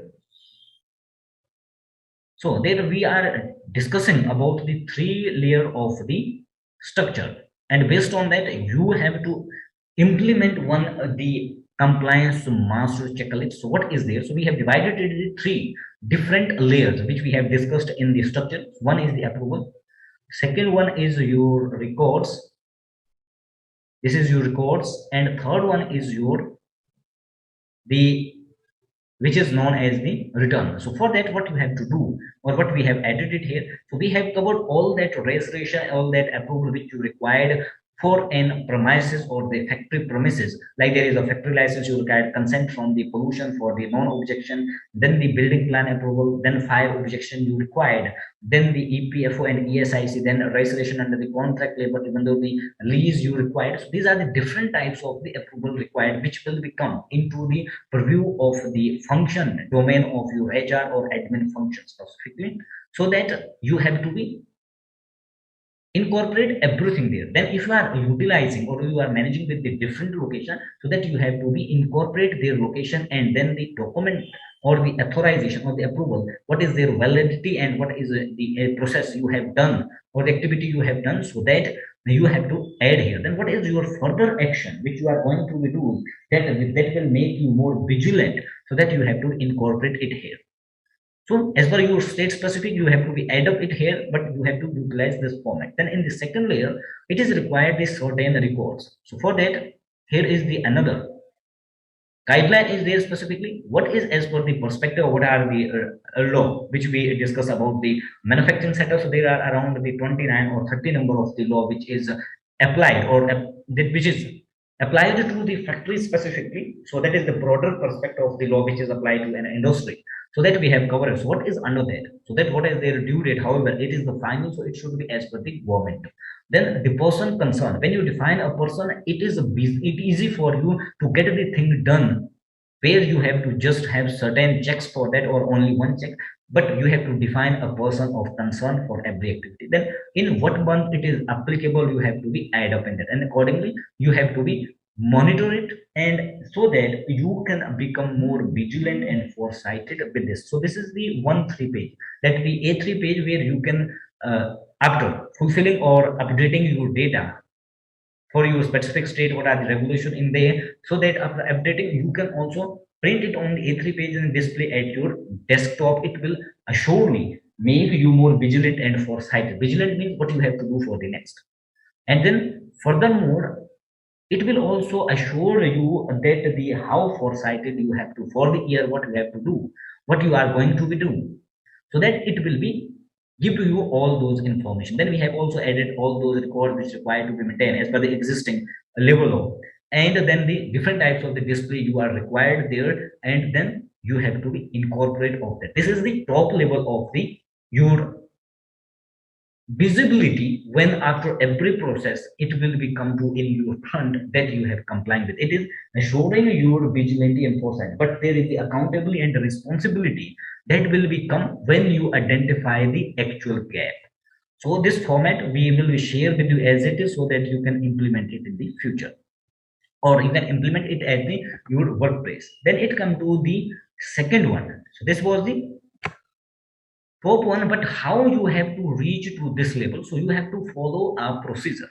So for assuring it within ease, as well as so that you can comply with the every regulation, so we have here specifically come into the pillar 2, where we have divided or come in the process with the 3 layer of compliance process. Means you have to divide this activity in the 3 particular layers, or we have divided in the 3 particular layers. One is the internal. So internal means you can do it by yourself within your organization. Second one is the agencies. Agencies means if you are a service provider, or you can engage a third party agency, or otherwise if you are the expert in this area, so you can also have the agencies for that you are engaging the workforce through the contractor. So the Contract Labor Act 1970, that is defining, or that is specifically providing or mentioning or make assuring the responsibility of the principal employer, that you need to be assured the compliance for the contractor also. So that's why it is your responsibility, and that time you can utilize this process.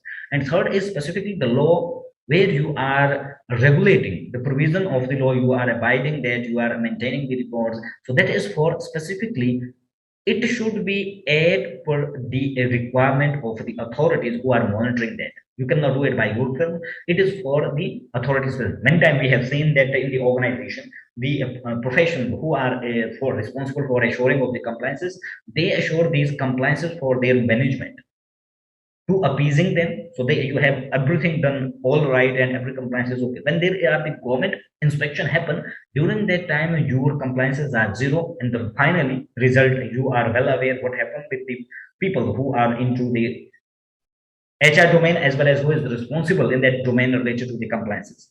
So for that, what you have to do that, so here we have prepared one broad checklist based on the specifically how the government sector, they what is their internal processes, how they evaluate the organization and inspect the organization, so that you can work one step ahead to those authorities.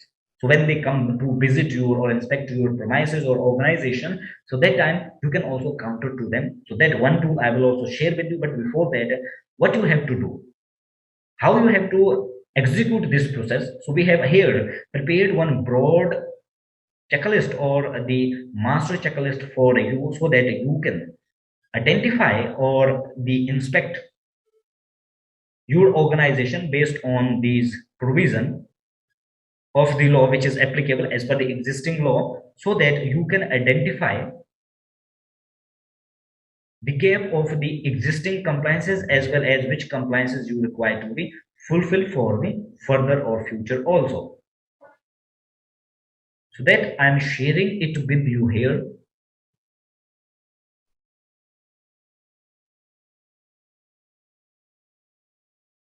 So here it is, we have specifically based on the how the government agencies work for the compliances. So accordingly, we have incorporated all the provision of existing law into that, so that what you have to do, you just have to change as per the state regulation here, how it will be similar. What is happening at the change point in this every state, it is state to state. So there is one is about the fee, second one is the format which you have separate in the separate state, as well as some data essentially required. Furthermore, there we have added near about 27 number of the existing labor law which apply to the manufacturing industry. So their provision as their sections, then what is required under the section, then if there is any certificate happen, then the compliance status, you have to utilize this function for identifying the status of your compliance. That is the part of your complying 100% compliance in your organization, and developing this compliance management portfolio for your organization. Then you have to define that the which department it is working. However, it is maximum in the organization done by the or regulated by the HR function. So that's why it will be the responsibility of the HR function. Then you have to identify one person individually who will be responsible for complying with these regulations, so that you can comply all the regulations, because you are performing or you will be perform as an administrative role in this developing of the compliance. So that you have to assure something or define a PIC, person in charge for the particular activity. Then you have to define the periodically, the periodicity is here, so it is similar in all the states. Then you have to be put up the next action, or if there is a something else you have to incorporate, then you have to decide based on the this requirement, and what is applicable, what is not applicable, you have to identify that gap.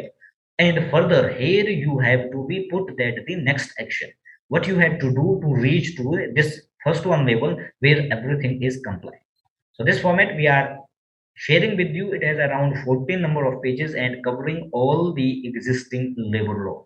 And also you can add that, implement it for the utilize it for the future the regulations also. So accordingly you have to be modify only the points, but format you can utilize the same. So then based on this tool, when you identify the gap between the existing regulation required and your existing status and your compliance status, so you will be identify the gap. What you have to do now you have to be go with this internal process. So first of all, one advice is here. So if you have to assure, if you want to assure the 100% compliance in your organization, so you have to constitute one compliance committee, and that committee will help you with the third party viewpoint if you did not consider or cannot understand the requirement of the law as it is required and it is prescribed by the law. So they can give you the different views or the third party viewpoint so that you can understand and implement it. What you have to do now in this level, you have identified the gap. Now you have to be fulfill that gap. For that you have to be go with a action plan. So it is now the time for defining a action plan, and that action plan we have specifically designed one template for you, and that template will help you how you have to complete all those gaps and defining the provision for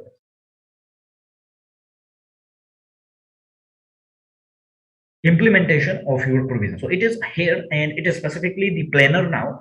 Here what you have to do, whatever the gaps you have identified as per the different law we have covered in that master checklist, so you have to keep all that here. Then after you have to define a due date, so that the due date should be as per the your initial date. It should be before the actual date which has been defined by the authority.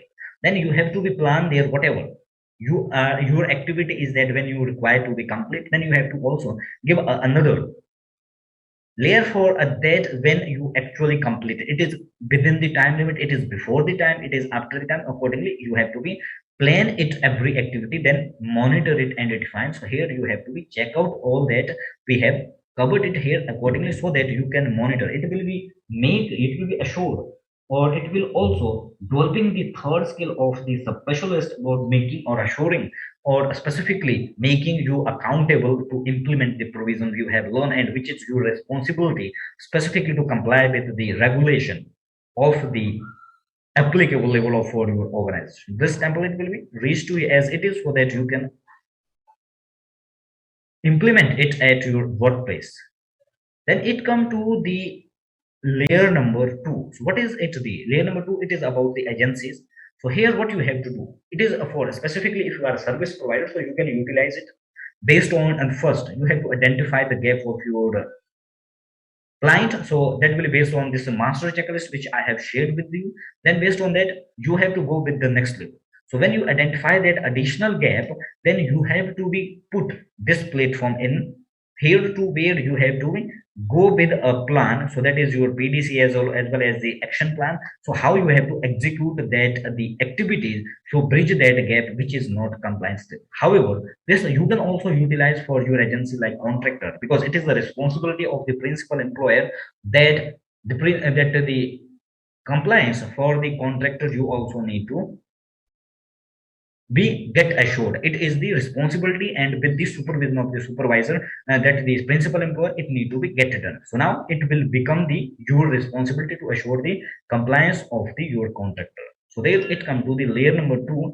So there we have also designed one separate which you will also utilize for identifying the gap now for the your agencies and contractor. So this is the one of the template. So we have designed it based on the agencies or the contractor. So there we have added up all that parts which are required to be comply under the regulation of the Contract Labor Act, that regulation and abolition act 1970. So everything what is due for the one agency, so that it here mentioned. So accordingly as of the your state regulation and rules you have to be adapted. Then you have to be identify the status, you have to mention the status here. If there is any finding, status means if it is okay, so there is been nothing finding, or if it is little bit okay but your finding is still there, then you have to be mention it here. Then further you have to be mention the next step what you have to do that. Then it is for every point which you get from your inspecting for the status of compliance for your agencies, it will help you. And then furthermore next you have to go with the planner with this again in the first which I have been shared. This template we will share with you for your learning and implementation in the future, where you can utilize this video also, as well as you will get the compliance for your agencies and contractor done. What you have to do here now, the one additional step you have to be add, so that you have to go with the periodical inspection as the progress check for your agencies. Otherwise that can be missed up, or you can fail to achieve that. So thereby you should have a next level of check on the quarterly basis for your clients as well as for your agencies. Then it comes to the third one. Ultimately The compliance, you are complying, you are the representative of the your employer. It may be you are the professional in the organization, you are the service provider. So both, it is on behalf of your employer, you are complying the regulation as per the requirement of the government agencies. So here, however, specifically the process we have designed on the government internal processes. So we have here one specific tool which we have arranged from the one of the state, but it will be the internal processes are same for every state, but you can utilize it as a reference. So if you can collect it from the your state, so it will be better. But however, you can also utilize it as a reference. So here I'm sharing it with you now. So what it is exactly and how it is going to be help with you. And this is about the internal compliance process of the agencies, how they work, even though it is about the every law, even that is the contract labor, even that is the labor law, that is the factories, that is other regulation, it is covered under the internal processes. It is not the pollution and the fire also, but still it is about the your labor factories as well as the contract. It is added that, so that there are around the every law which is referring these three areas, so that has been defined what is their internal processes. However, it is from the one of the state, but it will be helpful for every state when you have to implement this portfolio. So their internal processes is that how they are executing the transparent inspection scheme as well as the inspection process for the industry, so that there can be a assured compliance complied by the organization. So why I am sharing it with you, because how the organization they will inspect your and the agencies, how they will inspect your organization when you working according to that skill. So it will assure your compliance more than 100%. Because if you implement this provision or this portfolio as here we are discussing, so you can also counter the agency when they come or they are giving or they are specifically giving you some non-conformity in part of the non-compliance of the obligation. So you can also counter that. So as I've shared in the master checklist in the part one of your pillar number two, so that where we have around 29 of the different law which is applicable to the manufacturing setup, so that we have incorporated from this particular internal process of the agency. So what is the section applicable, so what is the rule. So however you have to be change it is from the Haryana state, I think.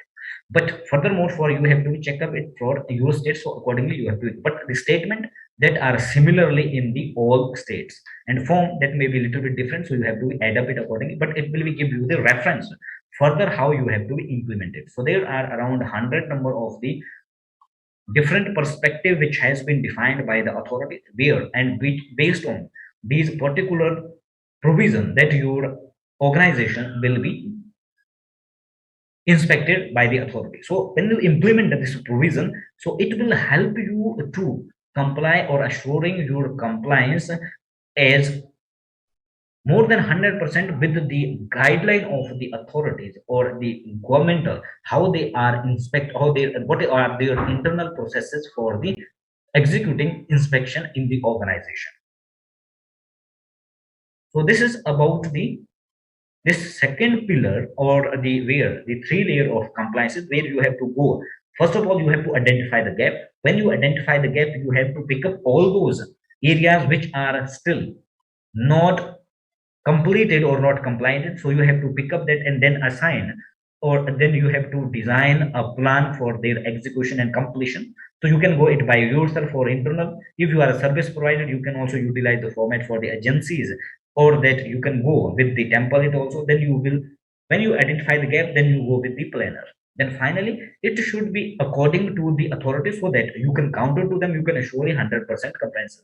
If it is as per your understanding or specifically when it is required, there are some documents also you prepare as per you, but it should be as per the regulation and prescribed by the law. So that's why we have arranged specifically for your references, so that you can implement it in your organization. Then it come to the now the pillar number three, that is the two layer of the reporting. So what is now specifically when we talk about the compliance, it is about all your policies, regulation, transparency, requirement, law, standard, rules. It is all that defining of your organization a system. But you are still also an employee. Your progress is also important. and then it is required that you have to present or report your working to your management. But before that, when you implement this system, you display your working, all those template you display in a specific your function or working notice board, so they it will become automatically visual to all that. Visualization have the more impact than the other learning. So that's why here, when you have to be reported, that's the different the platform which are defined like the MIS sharing, KPI, BMM is known as the business monthly, business meet. For the organization, there are the different platform and the terminology given by the organization, but ultimately it is about the understanding and knowing about your progress, how you are executing and how systematic are you, and it will be specifically assessed by you. It is not that the periodical assessment, it is just for they will know about what you are doing and how you are doing. When you report with the system which I'm sharing it here with you, it will build up your confidence or build up your management confidence on you, and then you can also rebuild your credibility in the organization as an individual as well as the HR function operation or the functional manager. So what is here, what we have specifically designed in this monthly, that the reporting, however, and that the your business people who are in your management, they are the business oriented people and they cannot spend hours and hours with you to understanding what you are doing. So that's why we have designed one single payer template which you can present in one that the 5 to 10 minute, and that 1 to 10 minutes what will you share everything what you have complied, and furthermore that will also help you building the credibility as well as monitoring the provision of the law which you require to be done in your organization on behalf of your management. So here I'm sharing the template with you. That is just one pager.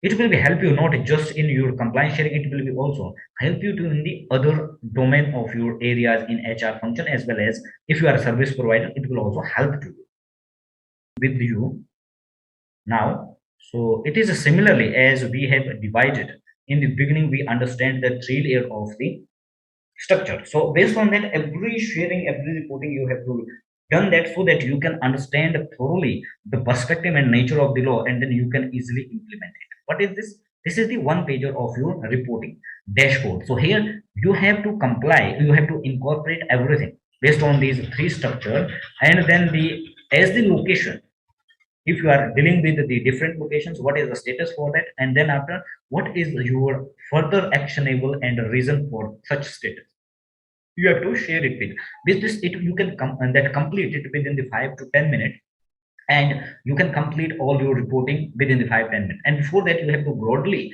done do all thing in the background where the whole process you have to follow, then you can reach to this level.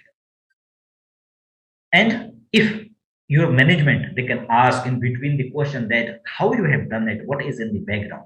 So for the background, we have also added something, so which we have already shared with you, which you have to display. So similarly, you have to be display that here one pager. Then what are the other status you have complying with, in which particular date you are sharing it today, even though it is a February, but it is showing the number also, but if this is for the reference only.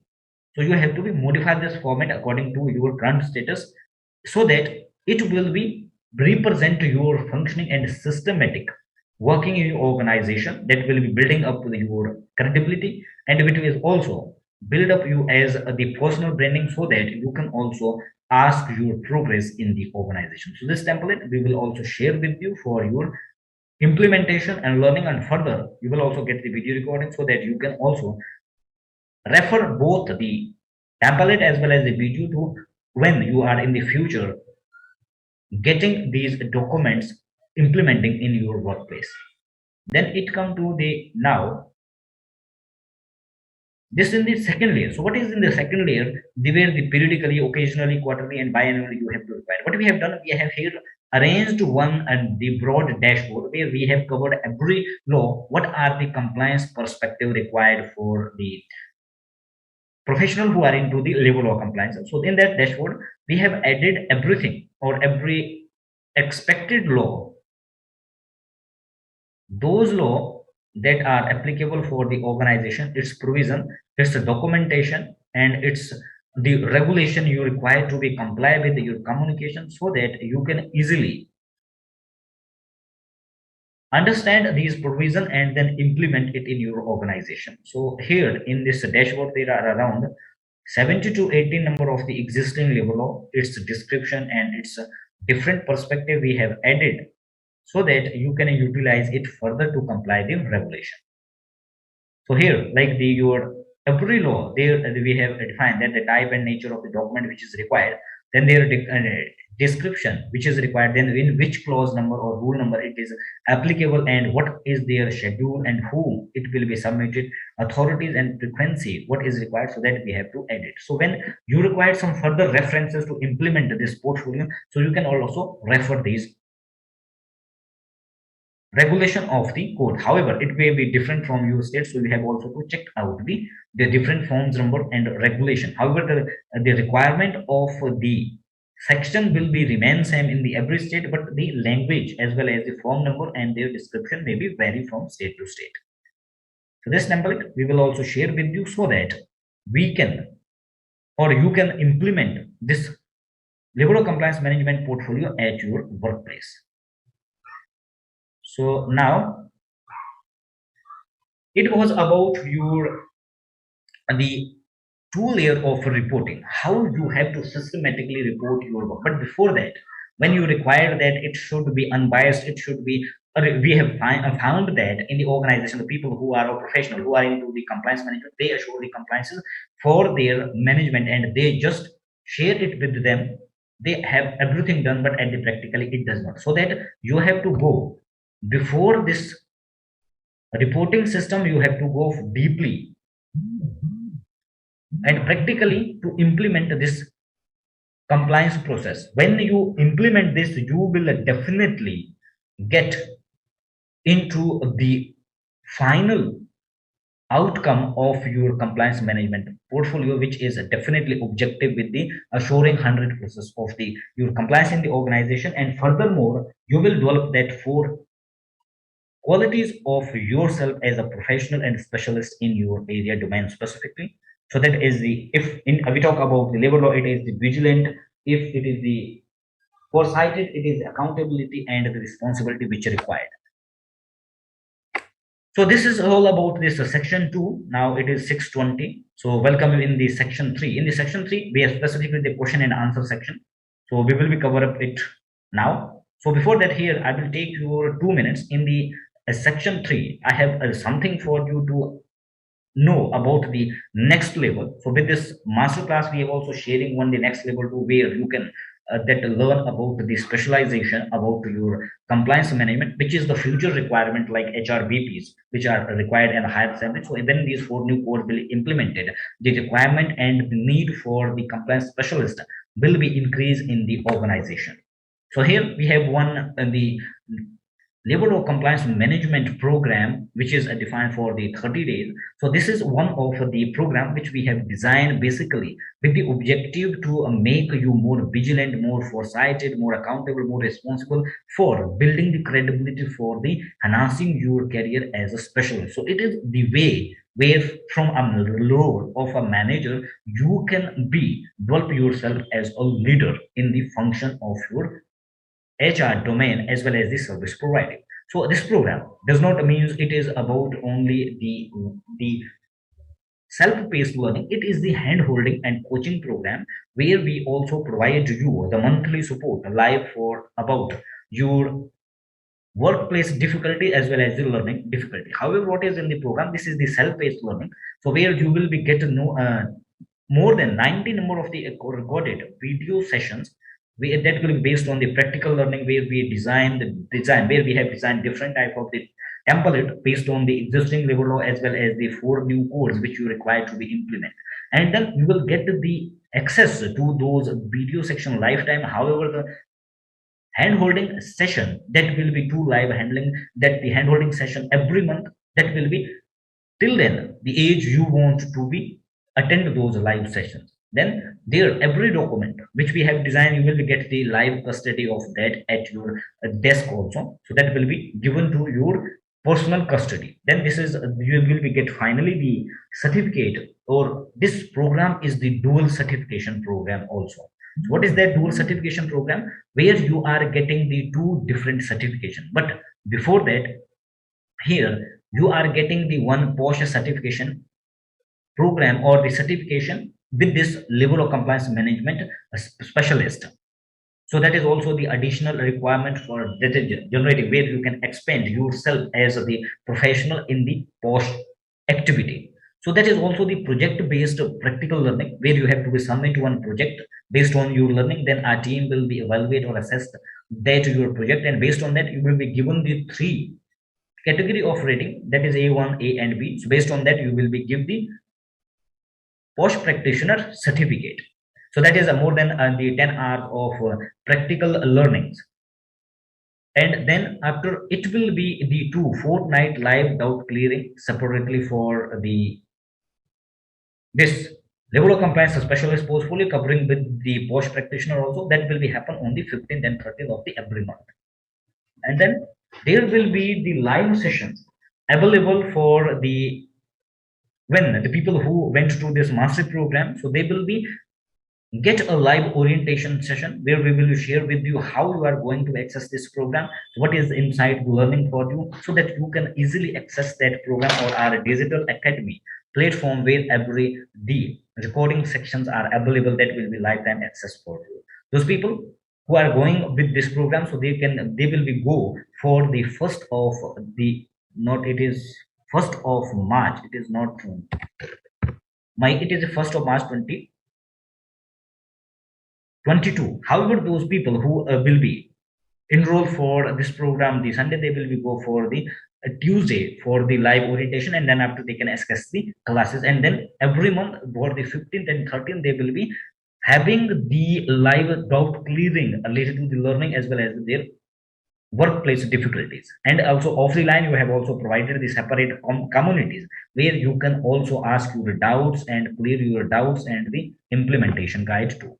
So what exactly we are covering in this program? There we are covering the more than 33 of the existing labor law with the 4 new codes. So all around there are around the 37 number of the existing law, which is related to the relevancy of its relativeness with the different perspective of law, which we have covered up in the beginning of this master session today. And that has been divided in the 10 different modules. So that 10 different modules are specifically about the here, where I'm sharing with the whole curriculum. So in the first module, that is about the working hour, condition of services and employment. So there are around 11 number of 10 or 11 number of the existing law which we are covering up. And then in this module number 2, that is specifically all the existing law which regulate and define the wages. Then in the section 3 or the module 3, that is all the existing law which regulate and define the industrial relation. And the module 4, that is about the equality and empowering of women, what you have to do at the workplace. That all the program are designed on the practical base, which no one teach you at the academic, but you have to struggle for that at your workplace, so that we have considering the practical learning and requirement for the future professionalism. Then in the module number 5, that is about the social security, we have covered all those 5 number of the existing law which regulate the social security. Module 6 is about the prohibitive law, which is specifically for that class of working which you cannot engage in your organization, but there are the separate provision. However, separately there is the posh provision we have added with this. And then additionally there is more than practical learning, where you are designing the committee, policy designing, drafting, implementation. Then after the designing of the banner poster which required, how you have to execute that, and reporting, everything we have covered separately, so that you can get the certification additionally as a post practitioner too. Then which are the module number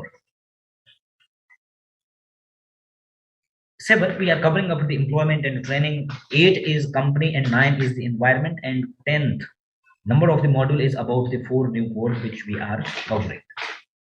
So then it comes to now that it is always when you can be covered. So there is the 90 number of the different, that the 90 number of the video sessions. So that is at least 1 hour session. So you need, if you want to cover up it for the 30 days, so you need to be 3 hours paid every day. So accordingly, you have given the lifetime access. You can access that anytime and learn multi-time from these sessions. However, it was earlier the live session when we have recorded for the two batches. We covered around more than 90 number of the student in the past 3 months. So that we initially started it for 30 days, but it covered around the nine that we around 60 days or more than it was go for the 3 months. So then when it comes to the costing part, but here you can see this costing, but when the member who know directly from this master class, they will get the super exclusive bonus or super exclusive price for this program when any member join directly from the our website also as well as from the our advertising. So they will be cost minimum 5,000 for this program. But those who will be enrolled from this live masterclass, you are already become the our community member, so that it is specifically for those that people can be join this program with the exclusive course for 299 for dual certification. So it come to that what is with this program. So there is additional you are getting the two other courses which is about the your website program designing and the professional, which is the future your resume. So you can design the website yourself. And furthermore, there is the master excel which is required by the every professional. There the 95% of the industry are using their the excel for day to day. So here is the advanced level of the master program available free of course with this program. Now then, how if the member want to go with this program, how they can pay? So you will be shared with a link where you can be click up. However, there is the Paytm and Google Pay is available, but we consider our digital platform. So that is the pay you skill. So you will be get a link, so you can also check out that link and can try to that link with go with this program.